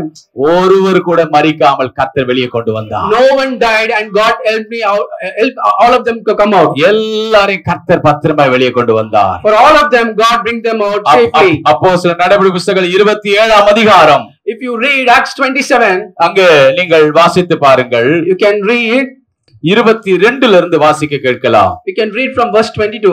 ஆகிலும் திடமனதா இருங்கள் என்று ஆ. இப்பொழுது உங்களுக்கு தைரியம் சொல்லுகிறேன். தைரியம் சொல்லுகிறேன். கப்பல் சேதமே அல்லாமல் உங்களில் ஒருவனுக்கு பிராண சேதம் வராது. ஏனென்றால் என்னை ஆட்கொண்டவரும் நான் சேவிக்கிறவருமான தேவனுடைய தூதனானவர் இந்த ராத்திரியிலே என்னிடத்தில் வந்து நின்று, பவுலே பயப்படாதே, நீ ராயனுக்கு முன்பாக நிற்க வேண்டும். இதோ உடனே கூட யாத்திரை பண்ணுகிற யாவரையும் தேவனுக்கு தயவு பண்ணினார் என்றான். ஆனபடியினால் மனுஷரே திடமனதா இருங்கள், எனக்கு சொல்லப்பட்ட பிரகாரமாகவே நடக்கும் என்று தேவனிடத்தில் நம்பிக்கையா இருக்கிறேன். Praise the Lord. நான் தேவனிடத்தில் நம்பிக்கையா இருக்கிறேன். Amen. I am believing God. எங்களுடைய பலத்துக்கு மிஞ்சின வருத்தமான பாரம் வந்தபோது, Even though the suffering is out of our own strength, எங்கள் மேல நாங்கள் நம்பிக்கை வைக்கல. we are not believing on ourselves. மரித்தோர் எழுப்புகிற தேவன் மேல Whoever நம்பிக்கை is வைத்தோம். rising the dead, we kept the belief on him. அந்த ராத்திரி கர்த்தர் வந்தார். That time God came. கர்த்தர் வந்தார். God came that time. உங்களில் ஒருவனுக்கும் பிராண சேதாரம் வராது. No one was put unto the death. ஒருவரும் வெளியவே வர முடியாது என்று நினைத்தார்கள். They were thinking that they could not come out of the situation. வெளியவே வர முடியாது இந்த போராட்டத்திலிருந்து. They thought that they could not come out of this suffering. ஆனா ஆண்டவர் சொல்லுகிறார், உங்களில் ஒருவனுக்கு பிராண சேதாரம் வராது. But God is saying no one will put unto the death. உங்களை எல்லாரையும் வெளியே கொண்டு வருவேன். I'm going to bring all of you out of that. அவர்கள் திறமை மேல அனுபவத்து மேல நம்பிக்கை வைக்கவில்லை. Because they didn't put their own strength over that. இப்படிப்பட்ட வருத்தமான உங்களுடைய பலத்துக்கு மிஞ்சின வருத்தமான பாரம் வந்த போதிலும், Sufferings more than their strength, நீங்கள் கர்த்தர் மேல நம்பிக்கை வைத்து பாருங்கள். you keep the belief on God. உங்களுடைய வாழ்க்கையில் இருக்கிற அந்த ராத்திரி, அந்த இருளான நேரத்துல கர்த்தர் வந்து பேசுவார். In that particular timing, in the darkness, God will come and speak to you. அன்னைக்கு பவுலோடு கர்த்தர் பேசினார். God speak unto Paul that time. ஆண்டவர் வெறும் பேசுகிறவர் மாத்திரம் அல்ல, God only not speak, speaking, வாயினால பேசுகிறதே கைகளினால நிறைவேற்றுகிற தேவன். whatever he is speaking, he will do. He will create. மனிதன் வாயினால மாத்திரம் தான் பேசுவான். Human only speak. ஆனா கையினால நிறைவேற்ற மாட்டான். He can't do that action at all. நம்முடைய தேவன் வாயிலே பேசுகிறதே கைகளால் நிறைவேற்றுகிறவர். Whatever our God is speaking, he will do in action. அவருடைய கையில வல்லமையும் மகத்துவம் உண்டு. He is having power and almighty in his அவருடைய hand. கையில பராக்கிரமம் உண்டு. He is having a mighty warrior. நீங்கள் அதே அப்போஸ்தலர் 27ஆம் அதிகாரம் 44ஆம் வசனத்தை வாருங்கள். If you see Acts 27, மற்றவர்கள் சிலர் பலகைகள் மேலும் சிலர் கப்பல் துண்டுகள் மேல போய் கரை சேரவும் கட்டளையிட்டான். இவ்விதமாய் எல்லாரும் தப்பி கரை சேர்ந்தார்கள். and the rest some on boats and some on broken pieces of ship, and so it came to pass that they escaped all safe to land. இவ்விதமாய் எல்லாரும் தப்பி கரை சேர்ந்தார்கள். Likewise all of them escaped to the land. வெளியவே வர முடியாத போராட்டத்திலிருந்து கர்த்தர் வெளியே வருவதற்கு உதவி செய்தார். God helped them where they cannot come out. இந்த காலவெளியில இங்க இருக்கிற உங்களில அநேகரை பார்த்து கர்த்தர் சொல்லுகிறார். This morning we are sitting here, God is saying, நீங்கள் தீர்மானித்து விட்டீர்கள். you thought yourself, நீங்கள் நிச்சயித்து விட்டீர்கள். you are thinking and decided yourself, மரணம் வருவது நிச்சயம். the death is going to come. நான் வெளியே வர முடியாத ஒரு நிச்சயம். You are thinking that I cannot come out of N there. மனம் அகப்பட்டு விட்டது, என் மனம் வெளியே வர போகிறது இல்லை. You are thinking that your mind is captivated. என்னுடைய சிந்தையிலிருந்து நான் சீக்கிரமாய் வெளியே வர போகிறது இல்லை. You are thinking that you cannot come out of your own mind. என் சரீரம் அதில் அகப்பட்டு விட்டது. My own body is captivated to that situation. என் ஜீவன் அதில் அகப்பட்டு விட்டது. My life is captivated. இந்த வியாதியிலே என்னுடைய சரீரம் அகப்பட்டு விட்டது. In the disease my body is captivated. இந்த பிசாசுடைய போராட்டத்திலே நான் அகப்பட்டு விட்டேன். In enemy sufferings I got captivated. இந்த பயங்கரமான கடன் பிரச்சனையிலே நான் அகப்பட்டு விட்டேன். In the debt I got captured. இந்த மறைமுகமா யாருக்குமே தெரியாத சத்துருடைய பிடியிலே நான் அகப்பட்டு விட்டேன். In the secret places I got captured. என்னால என் மனம் வெளியே வர மாட்டேங்கிறது. My mind could not come out of that. ஆண்டவர் சொல்லுகிறார், but God is saying, கர்த்தரோ அந்த மனிதனுக்கு உதவி செய்தது போல God is helping that guy. நீ உன் வாழ்க்கையில் இந்த அனுபவத்தை நீ சாட்சியாய் பகர போகிறாய். Even you are going to tell the one testimony in your life. பிழைப்போம் என்கிற நம்பிக்கை இல்லை. You are thinking that you cannot live. வெளியே வருவோம் என்கிற நம்பிக்கை இல்லை. You are thinking that you cannot come out of a situation. நீங்கள் சொல்ல போகிறீர்கள், you are going to say, கர்த்தரோ எனக்கு உதவி செய்தார். God has only helped me. கர்த்தரோ என்னை வெளியே கொண்டு வந்தார். God only helped me out come out of வெளியே வரவே முடியாத போராட்டத்திலிருந்து கர்த்தர் உன்னை வெளியே கொண்டு வருவார். Wherever which you cannot come out of the sufferings, God will help you to come out. இரண்டாவதாக கர்த்தர் உதவி செய்த இரண்டாவது ஒரு சம்பவத்தை நான் உங்களுக்கு சொல்ல விரும்புகிறேன். I'm going to point you the second incident where God helped. எல்லாரும் உங்க வேத புத்தகத்தை 1 சாமுவேல் 7ஆம் அதிகாரத்துக்கு நேராக திருப்பிக் கொள்ளுங்கள். 1 Samuel chapter 7 12 14 வசனங்கள் வரைக்கும் வாசிக்க கேட்கலாம். அப்பொழுது சாமுவேல் ஒரு கல்லை எடுத்து மிஸ்பாவுக்கும் சேனுக்கும் நடுவாக நிறுத்தி, இம்மட்டும் கர்த்தர் எங்களுக்கு உதவி செய்தார் என்று சொல்லி அதற்கு எபெனேசர் என்று பெயரிட்டான். இந்த பிரகாரம் பெலிஸ்தர் அப்புறம் இஸ்ரவேலின் எல்லையிலே வராதபடிக்கு தாழ்த்தப்பட்டார்கள். சாமுவேலின் நாளெல்லாம் கர்த்தருடைய கை பெலிஸ்தருக்கு விரோதமாய் இருந்தது. பெலிஸ்தர் இஸ்ரவேலின் கையில் இருந்து பிடித்திருந்த எக்ரோன் துவக்கி காத் மட்டும் உள்ள பட்டணங்களும் இஸ்ரவேலுக்கு திரும்ப கிடைத்தது. அவைகளையும் அவர்களின் எல்லைகளையும் இஸ்ரவேலில் பெலிஸ்தர் கையிலே இராதபடிக்கு விடுவித்துக் கொண்டார்கள். இஸ்ரவேலுக்கும் எமோரியருக்கும் சமாதானம் உண்டாயிருந்தது. Then Samuel took a stone and set it between Mizpah and Shen and called the name of it Ebenezer, saying, Ithroth hath the Lord helped us. So the Philistines were subdued, and they came no more into the coast of Israel. And the hand of the Lord was against the Philistines of the day of Samuel. And the cities which the Philistines have taken from Israel were restored to Israel from Ekron even unto Gath. And the coast therefore did Israel deliver out of the hands of the Philistines, and there was peace between Israel and the Amorites. Samuel இங்கே கர்த்தரை பார்த்து சொல்லுகிறார். Samuel is seeing God and saying like this. எல்லா இஸ்ரவேல் ஜனங்களும் அங்க நிற்கிறார்கள். All Israelites are standing there. அப்பொழுது ஒரு கல்லை எடுத்து மிஸ்பாவுக்கும் சேனுக்கும் நடுவாக நிறுத்தி, He's taking a stone and laying between Mizpah and Shen. இம்மட்டும் கர்த்தர் எங்களுக்கு உதவி செய்தார். Till now God helped us. இம்மட்டும் கர்த்தர் எங்களுக்கு உதவி செய்தார். Till now God helped us. அந்த வார்த்தைக்கு எபிரேயனுடைய பதம் என்னவென்றால் Ebenezer. What it is saying in Hebrews, its name Ebenezer. Ebenezer என்று சொன்னால் கர்த்தர் உதவி செய்தார். What is Ebenezer? It means God helped me. ஆண்டவர் இவர்களுக்கு என்ன உதவி செய்தார்? What help God did here? முதலாவதாக வெளியே வர முடியாத போராட்டத்தில் இருந்து அவர் உதவி செய்தார். வெளியே வருவதற்கு உதவி செய்தார். Firstly, God helped them where the situation you cannot come out. இங்கே இரண்டாவதாக நாம் ஒரு சம்பவத்தை கவனிக்கிறோம். Here we are seeing the second incident. இஸ்ரவேல் ஜனங்களுக்கு விரோதமாக பெலிஸ்தர்கள் தொடர்ந்து போராடி கொண்டே இருந்தார்கள். Against Israel, the Philistines were putting trouble to them. இப்பொழுது அவர்கள் சொல்லுகிறார்கள், கர்த்தர் எங்களுக்கு உதவி செய்தார். Now they are saying God only helped us. இம்மட்டும் கர்த்தர் எங்களுக்கு உதவி செய்தார். Till now God helped us. இத்தனை போராட்டங்களிலேயும் ஜெயம் பெற்று சத்துருவை எதிர்த்து நின்று அவனை போராடி மேற்கொள்ள இம்மட்டங்களுக்கு உதவி செய்தார். Till now, maintaining all the sufferings, God helped us to come out. உங்களுக்கு ஆண்டவர் என்னதான் உதவி செய்தார் என்று அவங்களுடைய காரியங்களை நாம் கவனிக்க போகிறோம். We want to see what help God did there to them. பாருங்க 13ஆம் வசனம் இப்படியே சொல்லுகிறது.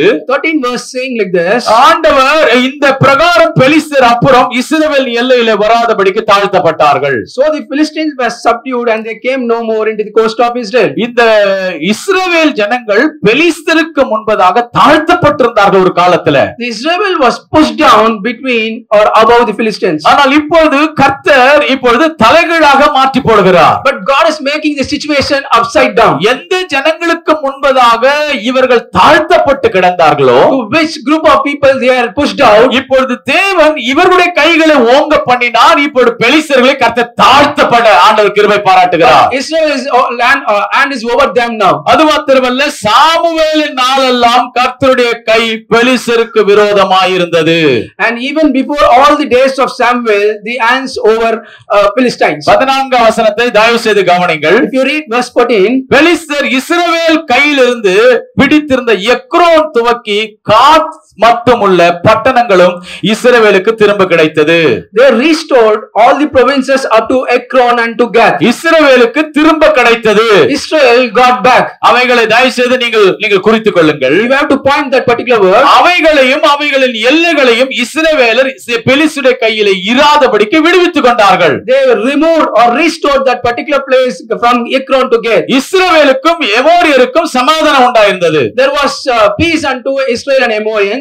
உங்களுக்கு ஆண்டவர் என்னதான் உதவி செய்தார்? What God helped here? திரும்ப கிடைக்காதவைகள் கிடைக்கும்படி கர்த்தர் உதவி செய்தார். Whatever you didn't get, you'll get back that. வெளியே வர முடியாத போராட்டத்திலிருந்து வெளியே வர உதவி செய்தார். He will help you to come out of the situation where you could not come out. திரும்ப கிடைக்காதவைகள் திரும்ப கிடைப்பதற்கு கர்த்தர் உதவி செய்தார். Whenever you are not getting back, that will be given unto you. 14ஆம் வசனத்தை திரும்ப பாருங்கள். If you read verse 14 again, அவங்க பெலிஸ்தர் இஸ்ரவேல் கையிலிருந்து பிடித்திருந்த எக்ரோன் துவக்கி காத் மட்டுமுள்ள பட்டணங்களும் இஸ்ரவேலுக்கு திரும்ப கிடைத்தது. they restored the provinces from Ekron unto Gath. பெலிஸ்தருடைய கை ஓங்கி இருந்த காலத்துல, that is the time when Philistines were above them, இவருடைய கையில் இருந்த எல்லா பட்டணங்களையும் அவன் கைப்பற்றி விட்டான். all the provinces was captured by them. சத்துருடைய கையில போற இவர்களுக்கு சொந்தமானது திரும்ப கிடைக்கும் என்கிற நம்பிக்கை இல்ல. they don't have believed that whatever enemies were having that provinces, they will not get back that. ஒரு காலத்துல இவங்களுடைய எல்லைகள் பெரிதா இருந்தது. one time the boundaries were big. அன்றைக்கு பாருங்கள், கொஞ்சம் கொஞ்சமாய் சத்துரு உள்ளவர ஆரம்பித்தான். he started to mile down between the places. அவருடைய எல்லைகளை கொஞ்சம் கொஞ்சமாய் சத்துரு கைப்பற்ற ஆரம்பித்தான். started to shrink the boundaries. அவருடைய எல்லைகள் அவன் நெருங்க whenever he started to near the boundaries, இவர்கள் சத்துருக்களுக்கு முன்பதாக தாழ்த்தப்பட்டு போனார்கள். they were being under the enemies. இவருடைய எல்லைகள் பெருக when the enemies, when the boundaries are bigger, இவருடைய எல்லைகள் விரிவாக இவருடைய கரங்கள் சத்துருக்கு மேலாக உயர்த்தப்பட்டிருந்தது. when the boundaries getting stretched, there was upon the Philistines. அன்றைக்கு எல்லாவற்றையும் திரும்ப பெற்றார்கள். that day they got all restored back. ஆனால் ஒரு நாள் வந்தது, சத்துருக்களாகிய பெலிஸ்தர்கள் வந்து எல்லா பட்டணங்களையும் பிடித்துக் கொண்டார்கள். but one day it came, Philistines came and captured all the provinces and cities. எல்லா பட்டணங்களையும் அவர்கள் கைப்பற்றினார்கள். all provinces and cities were captured. அது எந்த நேரம் என்று சொன்னார்? what is the timing? இவர்கள் தாழ்த்தப்பட்டு போன நேரம். when there was low. இவர்கள் கீழே தள்ளப்பட்ட நேரம். when they were pushed out. இவருடைய கையில் இருந்த இவர்களுக்கு தேவன் தந்த வாக்குத்தத்தம் பண்ணின பண்ணின எல்லையை அவன் சுதந்தரித்துக் கொண்டான். When he was taking the promised land, அவர்களுக்கு தேவனால் கையளிக்கப்பட்ட வாக்குத்தத்தம் பண்ணப்பட்ட எல்லையை அவன் கைப்பற்றி விட்டான். when he started to capture the promised land, தேவனால் கொடுக்கப்பட்ட வார்த்தைகள் வாக்குத்தத்தங்கள் சத்துரு கைப்பற்றி விட்டான். even though the enemy is taking your promises, தேவன் அவர்களுக்கு என்று வாக்குத்தத்தம் பண்ணின ஆசீர்வாதங்களை அவன் கைப்பற்றி விட்டான். he started to take all the blessings. இப்பொழுது இவங்க உட்கார்ந்து அழுகிறார்கள். They starting to weep now. அழுகிறார்கள். They starting to weep. ஆண்டவர் சொல்லுகிறார், God is saying now, உன்னுடைய கையிலிருந்து எல்லாம் உன்னை விட்டு போயிருக்கலாம். even though everything went out of your hand, அவைகள் எல்லாம் இஸ்ரவேலர்கள் திரும்ப பெற்றுக்கொண்டது போல, even though all the things are restored back to Israelites, கர்த்தர் உங்களுக்கு எப்படி உதவி செய்ய போறார் தெரியுமா? God is going to help you now. இனி திரும்ப கிடைக்காத நிச்சயிச்சிட்டீங்க. You are thinking that you don't get that blessings now. அவைகள் திரும்ப கிடைப்பதற்கு கர்த்தர் உதவி செய்வார். But God will help to bring back that blessing. எனக்கு திரும்ப கிடைக்காதவை திரும்ப கிடைக்கும். Whatever I didn't have, I will get back. சொல்லுங்க, திரும்ப கிடைக்கும். I will get back. மனம் தளராதீங்க. Don't lose your mind. மனம் தளராதீங்க. Don't lose your mind. அன்னைக்கு நீங்க தாழ்த்தப்பட்ட போது, whenever you are in the low places, அவன் பிடிச்சுக்கிட்டான். he started to capture you. அவன் உன்னுடைய எடுத்துக்கிட்டான். He taken all the things from you. உனக்கு வாக்குத்தத்தம் பண்ணியதை எடுத்துட்டான். He taken the promised land. ஆசீர்வாதத்தை எடுத்துட்டான். He took his blessings. கலந்துராதீங்க. Don't lose your mind. கலந்துராதீங்க. Don't lose your mind. கர்த்தர் உதவி செய்வார். God is going to help you. கர்த்தர் உதவி செய்வார். God is going to help you. என்ன உதவி செய்வார்? What help he is going to do? திரும்ப கிடைப்பதற்கு உதவி செய்வார். He will help to things to get restored. திரும்ப கிடைக்கவே கிடைக்காதா தீர்மானிச்சிட்டேன். You decided that you will not get that back. திரும்ப கிடைக்கவே கிடைக்காது. You decided that you will not get that back. அப்படி தீர்மானிச்சிட்டீங்களா? You decided like that. தேவனுக்கு அது திரும்ப கிடைக்க போகுது. God is making that to restore. தேவனுக்கு திரும்ப கிடைக்க போகுது. God is giving back that restore. சவுலுடைய கழுதைகள் திரும்ப கிடைத்த சம்பவம் உங்களுக்கு தெரியுமா? You know the instant where the Saul get his bank donkeys. வாசிக்க நேரம் இல்ல, வசனத்தை சொல்லுகிற குறித்துக் கொள்ளுங்கள். I'm saying the scripture, you just mark it. 1 Samuel 9ஆம் அதிகாரம் 20ஆம் வசனம் சொல்லுகிறது. 1 Samuel 9:20. இப்பொழுது சாமுவேல் தீர்க்கதரிசியிடத்திலிருந்து சவுலும் அவருடைய வேலைக்காரன் போறாங்க. Now from Samuel the people are going from him. சவுலுடைய கழுதைகள் காணாமல் போய் 3 நாள் ஆகிவிட்டது. The asses of Saul was not there. இப்பொழுது கர்த்தருடைய ஊழியக்காரரிடத்தில் தேவ மனிதனிடத்தில் இப்பொழுது சவுல் போகிறார். Now Saul is going to the God's person now. போன உடனே கிடைக்கிற முதலாவது தீர்க்க தரிசனம் என்னவென்றால், what the first prophecy is he getting there? எப்பா நீ கிடைக்காத நினைச்சிய கழுதை, you thought that you don't get back your ass. அது கிடைச்சிருச்சுப்பா. You will get that. அது கிடைச்சிருச்சுப்பா. You got that back. அவன் கண்ணால பார்க்கல. He didn't see it in his own eyes. ஆனா கர்த்தருடைய வார்த்தையில கர்த்தர் அதை But he உறுதிப்படுத்தினார். started to believe the words. முதலாவது வார்த்தையை நம்பினான். He started to believe the words. முதலாவது ஆவியின் கண்கள்ல பார்த்தான். He started to see in his spiritual eyes. பிறகு மாம்ச கண்களால கர்த்தர் காண பண்ணினார். Then he started to see his own fleshy eyes. நீங்க இருக்கிற இடத்திலேயே உங்க கண்களை மூடி பாருங்கள். You can please close your eyes and see now. திரும்ப கிடைக்காததெல்லாம் உனக்கு திரும்ப கிடைக்கிறதா Whatever you are not getting, it will get restored. காலவேளை உங்களுக்கு ஒரு புதிய தரிசனம் உண்டாவதாக. In this morning God is putting a new vision to you. ஒரு புதிய தரிசனம் உங்களுக்கு உண்டாவதாக. He is putting a new vision to you. நீங்க உட்கார்ந்து கொண்டிருக்கும் போதே உங்களுக்கு தரிசனம் உண்டாவதாக. There is a vision when you are sitting now itself. ஆண்டவர் எரேமியாவை பார்த்து கேட்டார். God is asking Jeremiah, நீ என்னத்தை காண்கிறாய்? what you are seeing Jeremiah? நான் ஒரு வாதுமை மரத்தை காண்கிறேன் I am ஆண்டவரே. seeing an almond tree. இந்த காலவேளை உங்களை பார்த்து கேட்கிறார். God is asking now in this morning, மகனே மகளே நீ என்னத்தை காண்கிறாய்? whatever you seeing now, நீங்கள் நாளை போய் சொல்ல போறோம்.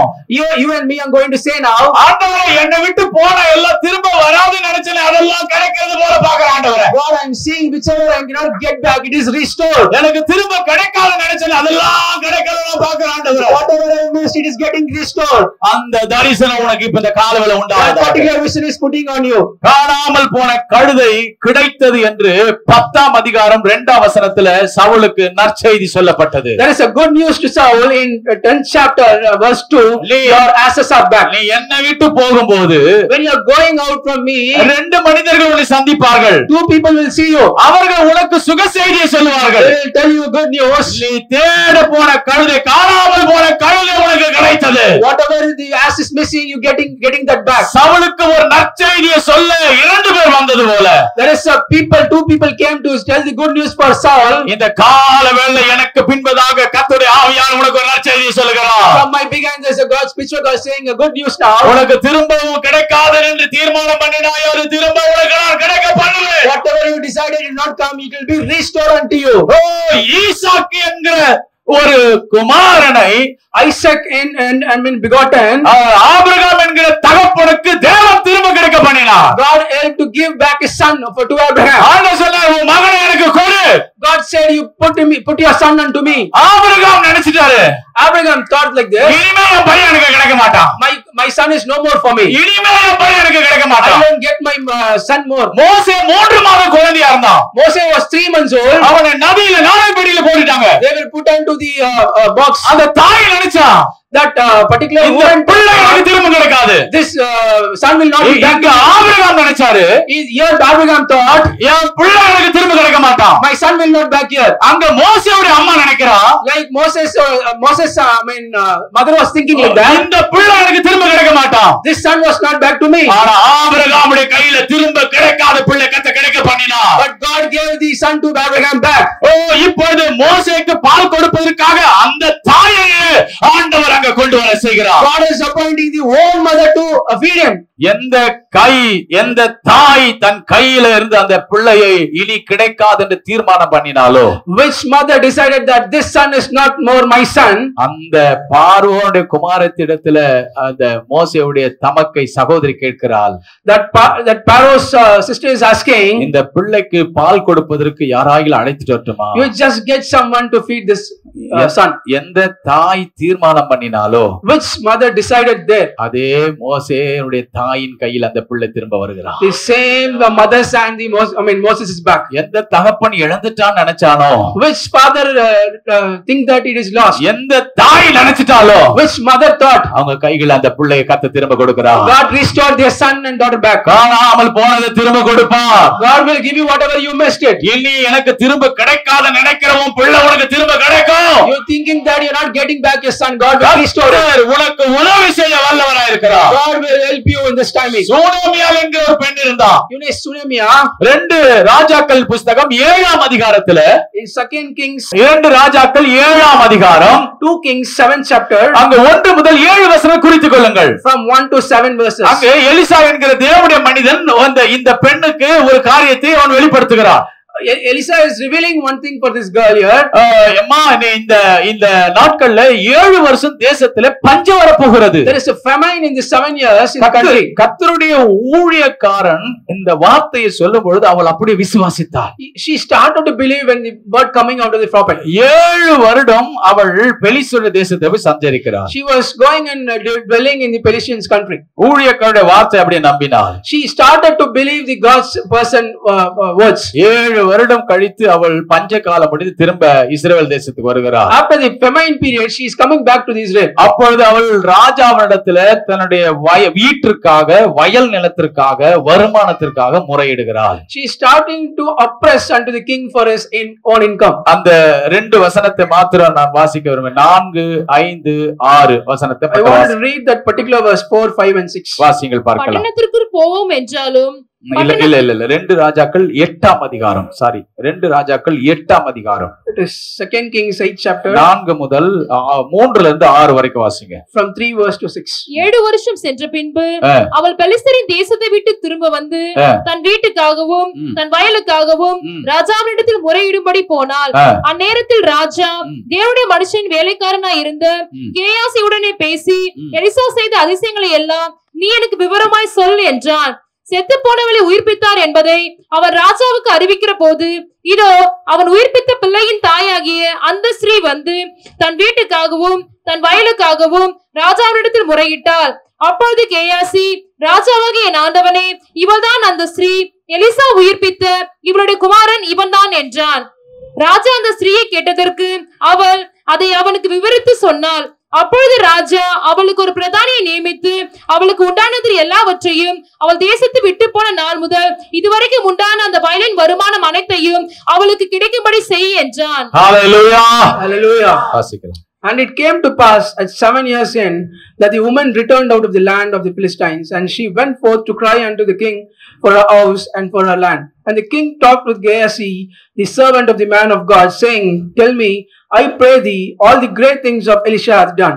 And it came to pass, as he was telling the king how he had restored a dead body to life, that behold, the woman whose son he had restored of life cried to the king of her house and her land.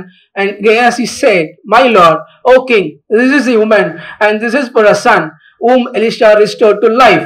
And when the king asked the woman, she told him, So the king appointed unto a certain officer, saying, Restore all the ways and all the fruits of the sins the day that she left the land, even until now. தேவனுடைய நாமத்திற்கு மகிமை உண்டாவதாக. Praise be to God. 7 வருடமாக அவள் தன் வீட்டை விட்டு அவள் வெளியேறினாள்.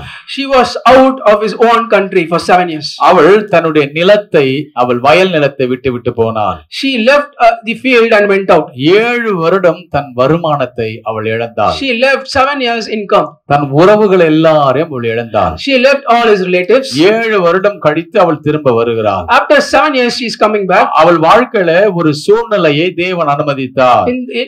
In her life God put a situation. ஒரு பஞ்ச காலம் அவள் வாழ்க்கையில வந்தது. There is a famine situation in her life. அந்த பஞ்ச காலத்துல எப்பேற்பட்ட மனிதனையும் அது சரிந்து போக கீழே தள்ளினது. The famine situation will put any of the people down. அவள் ஒரு ஆவிக்குரியவள் தான். She is a spiritual girl. அவளுக்கும் இந்த ஒரு பஞ்ச காலம் நியமிக்கப்பட்டது. For she also there is an appointed time of famine. சில நேரங்களிலே ஆகார பஞ்சம் நம்முடைய வாழ்க்கையில அனுமதிக்கப்படாமல் இருக்கலாம். Sometimes there is no food appointed to us. நமக்கு ஒருவேளை ஆகாரத்திற்கோ நம்முடைய உடுத்துவதற்கோ நம்முடைய வசதி வாய்ப்புகளுக்கோ சில குறைவுகள் இல்லாம இருக்கலாம். Sometimes there no wanted for the things which we having luxuriness. சிலருக்கு தேவன் இந்த சோதனையும் கர்த்தர் அனுமதிக்கலாம். God is allowing this temptation to them. ஆனால் சிலருடைய வாழ்க்கையில ஆவிக்குரிய வாழ்க்கையில சில பஞ்சங்களை கர்த்தர் அனுமதிக்கலாம். God is giving some spiritual famine on your life. ஜெபத்திலே பஞ்சம் வந்திருக்கிறது. There is a famine in your prayer life. வேத வாசிப்பிலே பஞ்சம் வந்திருக்கிறது. There is a famine in your scripture verse. உபவாசத்திலே பஞ்சம் வந்திருக்கிறது. In your fasting there is a famine. சபைக்கு வருகிறதிலே பஞ்சம். In church gathering there is a famine. இந்த பஞ்சத்தை சில நேரங்களில் சிலருடைய வாழ்க்கையில அனுமதிக்கப்பட்டிருக்கலாம். Some famine is appointed to you in some of the life. ஆனால் ஒரு நாள் உங்களுடைய பஞ்ச காலம் முடிய போகிறது. But one day the famine is going to end. அந்த பஞ்ச காலம் வரும்போது நீங்கள் அந்த இழந்த அந்த இடத்துக்கு கர்த்தர் உங்களை திரும்ப கொண்டு வர போகிறார். The days are gone. God is going to put you back where you are. அவள் திரும்ப அந்த பஞ்ச காலத்திலிருந்து வந்தாள். She came back from the famine period. அவள் ராஜாவிடத்துல 3 காரியத்துக்காக முறையிட்டாள். She started requesting king for 3 things. தனக்கு திரும்ப கிடைக்காத வீட்டுக்காக முறையிட்டாள். She started to cry for his own house. தனக்கு திரும்ப கிடைக்காத வயல் நிலத்துக்காக முறையிட்டாள். She started to request for her own field. தனக்கு திரும்ப கிடைக்காத 7 வருட வருமானத்துக்காக அவள் முறையிட்டாள். She started to oppress for his own 7 years income. ஏற்ற சமயத்தில் கர்த்தர் உதவி செய்வார் என்று நாம் வாசித்தோம் அல்லவா? We have read that God is helping the right time, அவள் பஞ்ச காலம் முடிந்து வருவதற்கும் when she is coming back from the famine period. ராஜா எலிசாவுடைய வேலைக்காரனாகிய கேயாசியை விசாரிப்பதற்கு சரியா இருந்தது. The day was Gehazi was appointing her was same time. பாருங்க, செத்து போனவனை உயிர்ப்பித்தார் என்பதை அவன் ராஜாவுக்கு அறிவிக்கிற போது he is like telling that who is taken back from this dead body. 5ஆம் வசனம் சொல்லுகிறது, இதோ அவன் உயிர்ப்பித்த பிள்ளையின் தாயாகி அந்த ஸ்திரீ வந்து. In the 5th verse it is saying that that particular woman came from the Gehazi. Than வீட்டுக்காகவும் than வயலுக்காகவும் ராஜாவிடத்தில் முறையிட்டாள். She started to appoint for his own field and house. ராஜா என்ன சொன்னார்? What God said? தேசத்தை விட்டு அவள் போன நாள் முதல், from the day she went out of the country, இதுவரைக்கும், till now, அல்லேலூயா, உங்க வீட்டை விட்டு, from your house, உங்க வேலையில உங்களுக்கு கிடைக்க வேண்டியதை விட்டு, wherever you are not getting something in your workplace, உங்க கையை விட்டு, from your hand, உங்க பாக்கெட்டை விட்டு, from your pockets, உங்க அக்கவுண்ட்டை விட்டு, from your account, உங்க குடும்பத்தை விட்டு, from your family, போன எல்லாத்தையும், whatever went back, போன எல்லாத்தையும், whatever went out from you, திரும்ப கிடைக்காது நினைச்சீங்கல்ல, you decided that you don't get back, போன எல்லாவற்றையும், whatever you released, திரும்ப அவளுக்கு கிடைக்கும்படி ராஜா ஒரு ஆளை நியமித்தான். God king appointed a person to give back all things. அவள் வீடு கிடைத்தது. She got back his own house. வயல் நிலம் கிடைத்தது. She got back his field. அவளுடைய 7 வருட வருமானம் கிடைத்தது. She got back his 7 years of income. ராஜா அவளுக்கு அரியர் போட்டு கொடுத்தான். God gave, king gave with arrears. அவளுக்கு அரியர் போட்டு கொடுத்தான். King gave with arrears. 7 வருஷமா இழந்தது அரியர் போட்டு கொடுக்கறான். Whatever she left in 7 years, it was given unto with arrears. அவளுக்கு இனி திரும்ப கிடைக்காது நினைச்சிட்டான். She thought that it is not going to get. ராஜா சொல்லுகிறான், but king is saying, அவளுக்கு எல்லாமே கிடைக்கும்படி செய்யு. Make that everything should be come out for us. காலவெள்ள பரலோக ராஜா சொல்லுகிறான். In this morning God is saying, தேவாதி தேவன் சொல்லுகிறான், the Lord of the Lord is saying, உங்களுக்கு எல்லாமே நான் திரும்ப கிடைக்கும்படி செய்வேன். to restore restore you everything. திரும்ப கிடைக்காத நினைத்தாய் அல்லவா, Whatever you decided that you want, அதெல்லாம் உனக்கு திரும்ப கிடைக்கும்படி நான் God is செய்வேன். going to restore back. நம்முடைய தேவன் உதவி செய்ய வல்லவராய் Our இருக்கிறார். God is helping the right time. வெளியே வரவே முடியாது என்ற போராட்டத்திலிருந்து வெளியே வர உதவி செய்வார். God helping you in the troubles where you cannot come out. Hallelujah, Hallelujah. Hallelujah, Hallelujah. திரும்ப கிடைக்காது என்ற காரியத்துல திரும்ப கிடைக்க கர்த்தர் உதவி செய்வார். God will restore everything whichever you missed it. மூன்றாவதாக ஒரு காரியத்தை சொல்லி நான் முடிக்கிறேன். I'm going to finish it with the third point. யோவான் 5ஆம் அதிகாரம் 7வது வசனம். John 5 and 7 verse. யோவான் 5ஆம் அதிகாரம் 7வது வசனம். John 5:7. வாசிக்க கேட்கலாம். அதற்கு வியாதியஸ்தன், ஆண்டவரே, தண்ணீர் கலக்கப்படும் போது என்னை குளத்தில் கொண்டு போய் விடுவதற்கு ஒருவரும் இல்லை, நான் போகிறதற்குள்ளே வேறொருவன் எனக்கு முந்தி இறங்கி விடுகிறான் என்றான். The important man answered him, Sir, I have no man when the water is troubled to put me into the pool, but I am coming another step down before me. 8-9 வாசிக்கலாம். இயேசு அவனை நோக்கி, எழுந்திரு, உன் படுக்கையை எடுத்துக்கொண்டு நட என்றார். உடனே அந்த மனுஷன் சொஸ்தமாகி தன் படுக்கையை எடுத்துக்கொண்டு நடந்து போனான். அந்த நாள் ஓய்வு நாளா இருந்தது. Jesus said unto him, Rise, take up thy bed and walk. And immediately the man was made whole and took up his bed and walked, and on the same day was Sabbath. ஆண்டவராகிய இயேசு கிறிஸ்து இங்கே 38 வருஷம் Bethesda குளத்தண்டையில படுத்திருந்த ஒரு மனிதனை பார்க்கிறார். There was a 38 man who is important near a pool. ஆண்டவர் அந்த மனிதனை நேரடியாக சந்தித்து அவனை பார்த்து நீ எழுந்து நட என்று கர்த்தர் சொல்லுகிறார். God is saying directly, rise and get back your bed. அவன் உடனே எழுந்து அவன் நடந்து தன் வீட்டுக்கு போனான். And immediately he did that and went back to his house. ஆனால் அவன் கொடுக்கிற ஸ்டேட்மெண்ட் என்ன தெரியுமா? What a statement he is giving. அவன் அங்க 7வது வசனத்துல பார்க்கிறோம். If you see verse 7, அதற்கு வியாதிஸ்தன், for that important man, ஆண்டவரே, தண்ணீர் கலக்கப்படும் போது என்னை குளத்தில் கொண்டு போய் விடுவதற்கு ஒருவரும் இல்லை. Sir, I have no man when the water is troubled. என்னை கொண்டு போய் விடுவதற்கு வேறு ஒருவரும் இல்லை. No one was there to bring near the pool. இவன் எத்தனை ஆண்டு காலம் பெதஸ்தா குளத்தண்டையில அவன் படுத்து கிடக்கிறான். This important man, how many years he was in the pool behind the Bethesda? இந்த மனிதனை போல நாமும் அநேக நேரங்கள்ல இப்படித்தான் படுத்து கிடக்கிறோம். Likewise, like this man, we are also, lied like this. எத்தனை வருஷம்? How many years? 38 வருஷம். 38 years. 38 வருஷம் படுத்து கிடக்கிறான். 38 years he is lying in the same place. ஆண்டவர் இவனை தேடி வந்தார். God searched him and came to him. இஸ்ரவேல் தேசத்துல அவங்களுக்கு ஒரு நம்பிக்கை இருந்தது. In Israel country there is a belief. ஒரு பண்டிகை நாளில, அந்த பண்டிகை எபிரேய பாஷையில அங்க பெதஸ்தான்ங்கிற குளத்தண்டையில ஒரு பண்டிகை அன்றைக்கு வந்தது. There is a festival near for that particular Sabbath. அந்த பண்டிகையில இவங்களுக்கு ஒரு மூட நம்பிக்கை என்னன்னா, எல்லாரும் கவனிக்கணும் நீங்க, மூட நம்பிக்கை என்னன்னா, தேவதூதன் வந்து ஒருவன் இறங்கி குளத்தை கலக்குவான் என்கிற ஒரு மூட நம்பிக்கை இருந்தது. There was a wrong belief, someone angel come out and trouble the water. அப்பொழுது அந்த குளத்தை கலக்கின உடனே எப்பேற்பட்ட வியாதிசனம் சுகமாகி விடுவான் என்று ஒரு மூட நம்பிக்கை இருந்தது. There is a wrong belief, when the water is troubled, whoever is getting into that, they will be get out of that disease. ஆனால் உண்மையாகவே சரித்திரத்துல ஆராய்ந்து பார்த்தால், when you search the history, சில பைபிள் ஸ்காலரோடு கூட உட்கார்ந்து நான் இதை குறித்து நான் பேச ஆரம்பித்த போது, when I sit and search with the Bible scholars, நான் கண்டுபிடித்த ஒரு காரியம் என்னவென்றால், I identified one thing. Bethesda குளத்துல உண்மையாகவே அப்படிப்பட்ட அற்புதம் நடக்கவே இல்லையா. In Bethesda pool, that particular miracle was not happening. ஏன் 38 வருஷம் படுத்திருக்கிறப்பா? Why he is lying 38 years there? அவர்கள் மூட நம்பிக்கை. They are having a wrong belief. பண்டிகையில தேவதூதன் வருவான். In festival time, the angels will descend down. நான் என்ன நினைக்கிறேன், தேவதூதன் பண்டிகை காரணமா? What I am thinking, the angels should descend down only in the festival time. தேவதூதன் பணிவிடை செய்கிற ஆவி. Angel is like serving. நமக்கு பணிவிடை செய்கிறவன். They have to serve us. பண்டிகையில தான் வருவானா? They have to come in the festival timing alone. அவன் எப்போது இறங்கி வருவாங்க? When he will descend down. இவன் 38 வருஷமா ஏன் படுத்து கிடந்தான்? Why he is lying 38 years there? இவன் மூட நம்பிக்கை மேல அதிகமா நம்பி இருந்தான். Because he was having one belief of the wrong belief. அதனாலதான் ஆண்டவர் இவனுக்கு உதவி செய்ய முடியல. That's what God didn't help him. இந்த காலவேளை கர்த்தர் சொல்லுகிறார். In this morning God is saying, மூட நம்பிக்கை வைத்துக்கொண்டு கர்த்தரிடத்தில் நீ நீ உதவி பெற முடியாது. You cannot get miracle from the wrong belief. எத்தனையோ பேருக்கு பல விதத்துல மூட நம்பிக்கை. Many of them having a wrong belief in many perspectives. அந்த குளத்துல போய் முழுங்கினா நமக்கு விடுதலை கிடைச்சிரும். When you descend down in that pool, you will get the disease down. Ganga தண்ணீரை கொண்டு வந்து வீட்டுல தெளிச்சா வீடு புனிதமா மாறிடும். If you splatter the Ganges water there, your house will be clean. இஸ்ரவேலுக்கு போய் அந்த யோர்தான் நதியில ஓடுற அந்த கலிலேய தண்ணியை கொண்டு வந்து வீட்டுல தெளிச்சா வீடு அப்படியே பரிசுத்தமா மாறிடும். If you put Jordan water in your house, it will be cleansed. அந்த கானாவூர் கல்யாண வீடு அற்புதம் நடந்தது. அங்க இருக்கிற திராட்சரசத்தை வாங்கிட்டு வந்தா ஐயோ வீடெல்லாம் குறைவெல்லாம் நிறைவா மாறிடும்.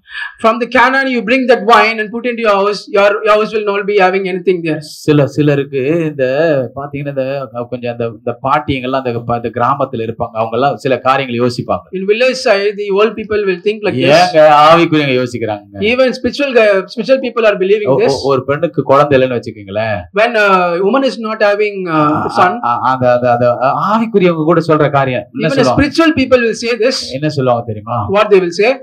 குழந்தை பிறந்த உடனே ஒருத்தருக்கு குழந்தை பிறந்த உடனே அந்த தொப்புள் கொடி கீழே விழுந்துரும் பாத்தீங்களா? That particular womb connection will be cut out of the body, right? அந்த தொப்புள் கொடி எடுத்து பத்திரமா வை. Keep that cord very safely. அந்த தொப்புள் கொடியை வாழைப்பழத்துல வச்சு keep that cord in the banana. நீ சாப்பிட்டா when you eat it, ஐயோ புள்ள பிறக்கும். you will get begotten with the son. பிள்ளைகள் கர்த்தரால் வரும் சுதந்திரம். The children are freedom from God. தொப்புள் கொடியால் வருகிற சுதந்திரம் அல்ல. It is not from the belly button cord. கர்த்தரால் வரும் சுதந்திரம். This is the freedom from God. அது கர்த்தர் தருகிற ஆசீர்வாதம். That should come from God. அது தொப்புள் கொடியில வாழைப்பழத்துல வச்சா உடனே வந்துராது. You will not get from that cord with banana. ஐயோ ஏன் கேக்குறீங்க? இஸ்ரவேல் தேசத்துல ஒரு சிஸ்டர் போயிட்டு வந்தாங்க. From Israel, a sister visited Israel and came back. Pastor இஸ்ரவேல் தேசத்துல கொண்டு வந்த மண்ணு pastor. She was having some mud from Israel. உள்ள இருக்கிற மண்ணே உன்ன வெளியேறலையே. That particular mud itself didn't came out of her. மூட நம்பிக்கை. She was having wrong belief. 7 வெள்ளிக்கிழமை நீ சர்ச்சுக்கு வந்தியானா? If you are coming 7 Fridays to church. 7 ஞாயிற்றுக்கிழமை நீ வந்துட்டியானா? If you are coming for church for 7 Sundays. உன் தொல்லையெல்லாம் சரியா போகும். All trouble will go. மூட நம்பிக்கை. That is a wrong belief. நாங்க ஒரு 3000 ரூபாய்க்கு ஒரு பொருள் விக்கிறோம்.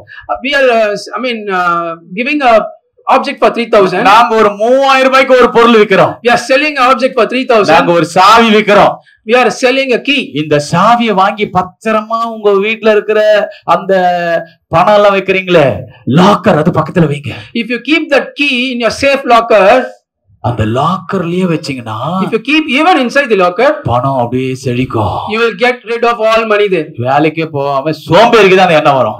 Even the lazy people will get that thinking. இன்னொரு புதிய மூட நம்பிக்கை வந்திருக்குங்க. It's a wrong belief also. நாங்கள் இப்பொழுது ஜெபிக்கும் பொழுது, when we are praying, உன் அக்கவுண்ட்ல பணம் அப்படியே உயரும். Your account money will be increased. நீ செக் பண்ணி பாரு. Even you can check and see. ஆமாம்பா. Yes, I'm getting it. அது கூட்டத்துல ஆளு. That people is a group of them. அவன் அக்கவுண்ட்ல போடுவான். He will put in the same account. உன் அக்கவுண்ட்ல போடுவானா? But he will not put in his account. ஆமாண்டவரே. Many of them are saying that yes, I got it. மூட நம்பிக்கை. That is a wrong belief. 38 வருஷமா மூட நம்பிக்கையாக காத்திருக்கிறான். From 38 years he was in a wrong belief. ஆண்டவர் பார்த்தார். God see that. ஐயோ இவன் மூட நம்பிக்கைனால இவன் வருஷங்களை எழுதிட்டானே. He lost all his years in wrong belief. அந்த இடத்துக்கு போனா, when he were going there, எங்க போனாலும் எந்த பாவமும் ஒழியாது. Wherever you go, the sin will not go. இவனும் 38 வருஷமா நான் போறதுக்குள்ள வேற யார போயிடுறாங்க. Even 38 years he was not going there. தேவதூதன் இறங்கி குளத்தை கலக்குவானோ. When the angels will come and trouble the water. ஏங்க குளத்தை கலக்கணும்? Why he wanted to trouble the water? இயேசு கிறிஸ்துவுக்கு தேவதூதர்கள் பணிவிடை செஞ்சாங்க. For Jesus Christ, angels was serving them. எலியா பயந்து படுத்திருக்கும் போது தேவதூதர்கள் தட்டி எழுப்புறாங்க. When Elia was frightened, the angel was giving them. எழுந்து சாப்பிடுப்பா. Get up and eat your food. எழுந்து சாப்பிடுப்பா. Get up and eat your food. தேவதூதர்கள் எப்படி செயல்பட்டிருக்காங்க பாருங்க. How the angels were served. எப்படி கதை கட்டி விட்டுருக்காங்க பாருங்க. What particular story they have given. இந்த குளத்துல குளிச்சா, if you are trying to take bath in this pool, இந்த குளத்து தண்ணீரும் தலையில தெளித்தா, if you splatter this water from the pool, இந்த குளத்துல நீ இறங்கினா, if you descend down in this pool, ஆஹா என்ன மூட நம்பிக்கை. what wrong belief it is. இன்னைக்கு மூட நம்பிக்கை ஆண்டவர் அறியாத ஜனங்கள் மத்தியில் அல்ல. Even though it is not from the people, from the Gentiles, ரட்சிக்கப்பட்ட ஜனங்களுக்குள்ள இருக்கிறது. even though it is from the saved people. இந்த பாஸ்டர் Dress தொட்டா, if we touch the pastor's garment, தொட்டா If you touch it, உங்க வீட்டுக்கார சம்மா இருந்தா தொடு. if your husband is simply there, you can touch it. Hallelujah. Hallelujah. மூட நம்பிக்கை. That is a wrong belief. மூட நம்பிக்கை. That is a wrong belief. இந்த மூட நம்பிக்கை தான் இவன் வாழ்க்கையில இவனை எழும்ப முடியவில்லை. That particular wrong belief made him not to get up from his bed. ஆனால் மார்க் 2ஆம் அதிகாரத்துல ஒரு கூட்டம் இருந்தது. If you can see Mark 2, there is a group. 1 முதல் 5 வசனங்களை நீங்கள் வாசிக்க கேட்கலாம். We can read from verse 1 to 5. சில நாட்களுக்கு பின்பு அவர் மறுபடியும் கப்பர்நகூமுக்கு போனார். அவர் வீட்டில் இருக்கிறார் என்று ஜனங்கள் கேள்விப்பட்டு உடனே வாசலுக்கு முன்னும் நிற்க இடம் போகாதபடிக்கு அநேகர் கூடி வந்தார்கள். அவர்களுக்கு போதித்தார். அப்பொழுது 4 பேர் ஒரு திமிர்வாதக்காரனை சுமந்து கொண்டு அவரிடத்தில் வந்தார்கள். ஜனக்கூட்டத்தின் நிமித்தம் அவருக்கு சமீபமாய் சேரக்கூடாமல் அவர் இருந்த வீட்டின் மேற்கூரை பிரித்து திறப்பாக்கி திமிர்வாதக்காரன் கிடைக்கிற படுக்கை இறக்கினார்கள். இயேசு அவர்கள் விசுவாசத்தை கண்டு திமிர்வாதக்காரனை நோக்கி, மகனே, உன் பாவங்கள் உனக்கு மன்னிக்கப்பட்டது என்றார். And again he entered into Capernaum after some days, and it was noise that he was in the house. And straightway many were gathered together, insomuch there was no room to receive him, no, not so much as about the door. And he preached the word unto them. And they come unto him, bringing one sick of the palsy, which was borne on forth. And when they could not come nigh unto him for express, they uncovered the roof wherever he was. And when they laid had broken it up, then they let down and bed wherein the sick of the palsy lay. When Jesus saw their faith, he said unto the sick of palsy, Son, thy son be forgiven thee.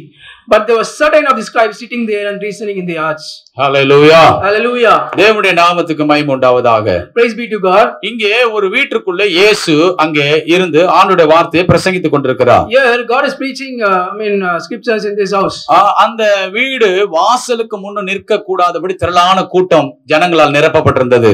That house was crowded with humans. அப்பொழுது ஒரு 4 பேர் ஒரு திமிர்வாதக்காரனை நடக்க முடியாதவனை படுக்கையோடு தூக்கி கொண்டு இயேசுவிடத்தில் வருகிறார்கள். 4 people carrying a palsy towards Jesus. நன்றாக கவனிங்கள், அந்த வார்த்தை இப்படியாக சொல்லுகிறது. You have to keenly watch that. 3ஆவது வசனத்தை பாருங்கள். Verse 3. அப்பொழுது 4 பேர் ஒரு திமிர்வாதக்காரனை சுமந்து கொண்டு இயேசுவிடத்தில் வந்தார்கள். And they come unto him, bringing one sick of the palsy, which was born of forth. இந்த நடக்க முடியாதவனை எடுத்துக்கொண்டு மூட நம்பிக்கை சொல்லுகிற இடத்துக்கு கொண்டு போல. They didn't bring them to the wrong belief area. மூட நம்பிக்கை உள்ள இடத்துக்கு கொண்டு போல. They didn't brought them up in the wrong belief area. மந்திரவாதி இடத்துல கொண்டு போல. They didn't bring them to the magicians. குறி சொல்ற இடத்துக்கு கொண்டு போல. They didn't take him to the witchcraft areas. அங்க மூட நம்பிக்கை உள்ள இடத்துக்கு அவனை கொண்டு போல. They didn't take him to the people, belief where wrong things happening. நம்பிக்கையை உண்டாக்குற இடமாகி இயேசுவிடத்துல கொண்டு போறாங்க. They are going to the place where faith is there, where Jesus is there. அவர்கள் அவனை பாடையோடு கூட அந்த வீட்டுக்குள்ள இறக்குகிறார்கள். They were taken from the pond and descending down from the house. கர்த்தர் இந்த காலவேளை சொல்லுகிறார். God is saying in this morning, எழும்பவே முடியாத காரியத்திலே நான் எழுப்புவதற்கு கர்த்தர் உனக்கு உதவி செய்வார். I will help you wherever you cannot come out of your situation. எழும்பவே முடியாத காரியத்திலே எழும்புவதற்கு கர்த்தர் உதவி செய்ய போகிறார். Wherever you not get up, God will help you to get up. இந்த மனிதன் எழும்பவே முடியவில்லை. Here, if you see, this palsy man could not get up. எத்தனையோ டாக்டர்களை பார்த்து விட்டார்கள். Maybe he have visited many doctors. எத்தனையோ வித்தியாசமான வைத்தியங்களை செய்து விட்டார்கள். Maybe he have went through many, doctors. பார்க்க முடியாத வைத்தியங்கள் ஒன்று இல்லவே இல்லை. There is nothing, he missed it.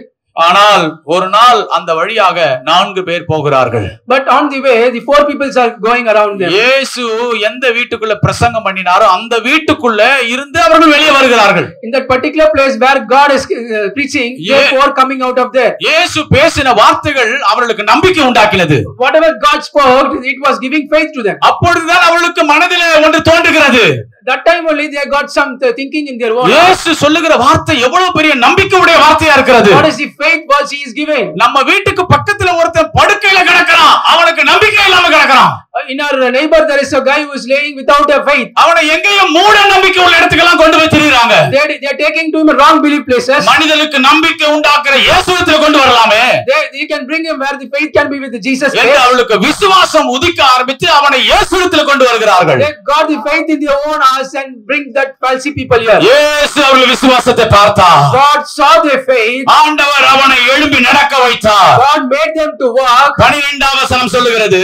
12 verse saying saying like this. 11 12 இப்படியாய் சொல்லுகிறது. 11 and 12 saying like நீ this. எழுந்து உன் படுக்கை எடுத்துக்கொண்டு உன் வீட்டுக்கு போ என்று உனக்கு சொல்லுகிறேன் என்றார். I say unto thee, arise and take up thy bed and go thy way into thine house. உடனே அவன் எழுந்து தன் படுக்கை எடுத்துக்கொண்டு எல்லாருக்கும் முன்பாக போனான். எல்லாரும் ஆச்சரியப்பட்டு நாம் ஒரு காலம் இப்படி கண்டது இல்லை என்று சொல்லி தேவனை மகிமைப்படுத்தினார்கள். And immediately he arose, took up the bed and went forth before them all. In so much they were all amazed and glorified God. எல்லாருக்கும் முன்பதாக அவன் எழும்ப ஆரம்பித்தான். He started to get up in so much. ஒரு நாள் எல்லாருக்கும் முன்பதாக படுத்திருந்தான். Yes, it is true. He was laying before the people. ஒரு நாள் அவன் எல்லாருக்கும் முன்பதாக ஆண்டவர் அவனை எழுப்பினார். Now God is making him to rise up before all. உங்களுடைய வாழ்க்கையில எழும்பவே முடியாத சில காரியங்கள் உண்டா? There is a situation where you cannot rise up in your situation, in your family. எல்லாருக்கும் முன்பதாக நான் எழும்ப முடியாமல் போனேனே. From all of the people I could not get up from my own situation. பொருளாதாரத்துல எழும்ப முடியலையா? I cannot come out of my financial குடும்ப வாழ்க்கையில எழும்ப முடியலையா? I cannot come out of my own family. வேலை ஸ்தலத்துல எழும்ப முடியலையா? I cannot get up in your workplace. உறவுகள் மத்தியில எழும்ப முடியலையா? I mean among your relatives you cannot get up. உன்னுடைய சரீர ஆரோக்கியத்துல உன்னால எழும்ப முடியலையா? Your own disease you cannot come out. ஒரு நாள் ஆரோக்கியமா இருந்தால் அடுத்த நாள் நான் படுத்து விடுகிறேனே. You are healthy today and tomorrow you are sick. எழும்பவே முடியாம இருக்கீங்களா? You cannot even get up from that situation. எழும்பவே முடியாத காரியத்துல கர்த்தர் உன்னை எழுப்ப உனக்கு உதவி செய்வார். Wherever you cannot get up, God will help you to get up. ஒருவரும் ஒரு காலம் இப்படி கண்டதில்லை என்று சொல்லி தேவனை மகிமைப்படுத்துகிறார்கள். Many of them glorified that none of them did this. அந்த பட்டணத்தில் இருக்கிற மக்கள் எல்லாம் ஒன்றை பார்த்தார்கள். All of the people from that province were seeing one thing. நாம பிறந்து வளர்ந்து இதுவரைக்கும் இப்படி கண்டதே இல்லை. We have not seen such miracle even from our childhood. என்னுடைய அனுபவத்தில் நான் இப்படி பார்த்ததே இல்லை. I didn't see this much miracle in my experience. என்னப்பா பார்த்த? What do you see? நான் இதுவரைக்கும் கண்டதே இல்லங்க. I didn't see anything like this before. இப்படி ஒருத்த படுக்கையில இருக்கிற ஒருத்த எழுந்து நடப்பார நான் பார்த்ததே இல்லை. I didn't believe that one will walk who is sitting and laying in the ground. இப்படிப்பட்ட அனுபவத்தை கர்த்தர் உங்க வாழ்க்கையில ஒரு மகிமையான சாட்சியாக கர்த்தர் ஏற்படுத்த விரும்புகிறார். God will make this situation as a glorified testimony in your life. எழும்ப முடியாத காரியத்தில் தேவன் உன்னை எழும்புவதற்கு உதவி செய்வார். Wherever you cannot get up, God will make you to get up. உன்னை சுற்றிலும் இருக்கிற ஜனங்கள் இப்படிப்பட்ட சாட்சி அறிக்கையிடுவார்கள். The people around you will tell like this. அவர்கள் தேவனை மகிமைப்படுத்துவார்கள். They will glorify God. எப்படி மகிமைப்படுத்துவார்கள்? How they will glorify? இப்படி இந்த சிஸ்டர் வீட்ல நான் பார்த்ததே இல்ல. I didn't see such thing in the sister's life. இந்த பிரதர் வீட்ல நான் இப்படி பார்த்ததே இல்ல. I didn't see such thing in this brother's house. இந்த சபையில நான் இப்படி பார்த்ததே இல்ல. I didn't see such thing in this church. ஒருவரும் ஒரு காலம் இப்படி கண்டது இல்லை என்று சொல்லக்கூடிய சாட்சியை கர்த்தர் எழுப்ப போகிறார். God will create a testimony that no one see this before. நீங்க இதுவரைக்கும் பார்க்காத ஒன்றை கர்த்தர் பார்க்கும்படி உன்னை கர்த்தர் எழுப்ப போகிறார். God will make you to get up whichever you have not seen before. Hallelujah. Hallelujah. Hallelujah. Hallelujah. Hallelujah. Hallelujah. வெளியே வர முடியாத போராட்டத்திலிருந்து உன்னை கர்த்தர் வெளியே வருவதற்கு உதவி செய்வார். God will help you wherever you cannot come out of your situation. திரும்ப கிடைக்காதவர்கள் திரும்ப கிடைப்பதற்கு கர்த்தர் உதவி செய்வார். God will help to restore back whichever you missed it. எழும்பவே முடியாத காரியத்தில் எழும்புவதற்கு கர்த்தர் உதவி செய்வார். God will help you wherever you cannot get up in your own situation. உன் மூட நம்பிக்கையை விட்டுவிடு. You have to leave your wrong belief now. இயேசுவையே நோக்கி பார். You have to call Jesus. இருக்கிற இடத்துல எல்லாரும் எழும்பி நிற்கலாம். You can stand up for the prayer. எல்லாரும் எழும்பி நிற்கலாம்.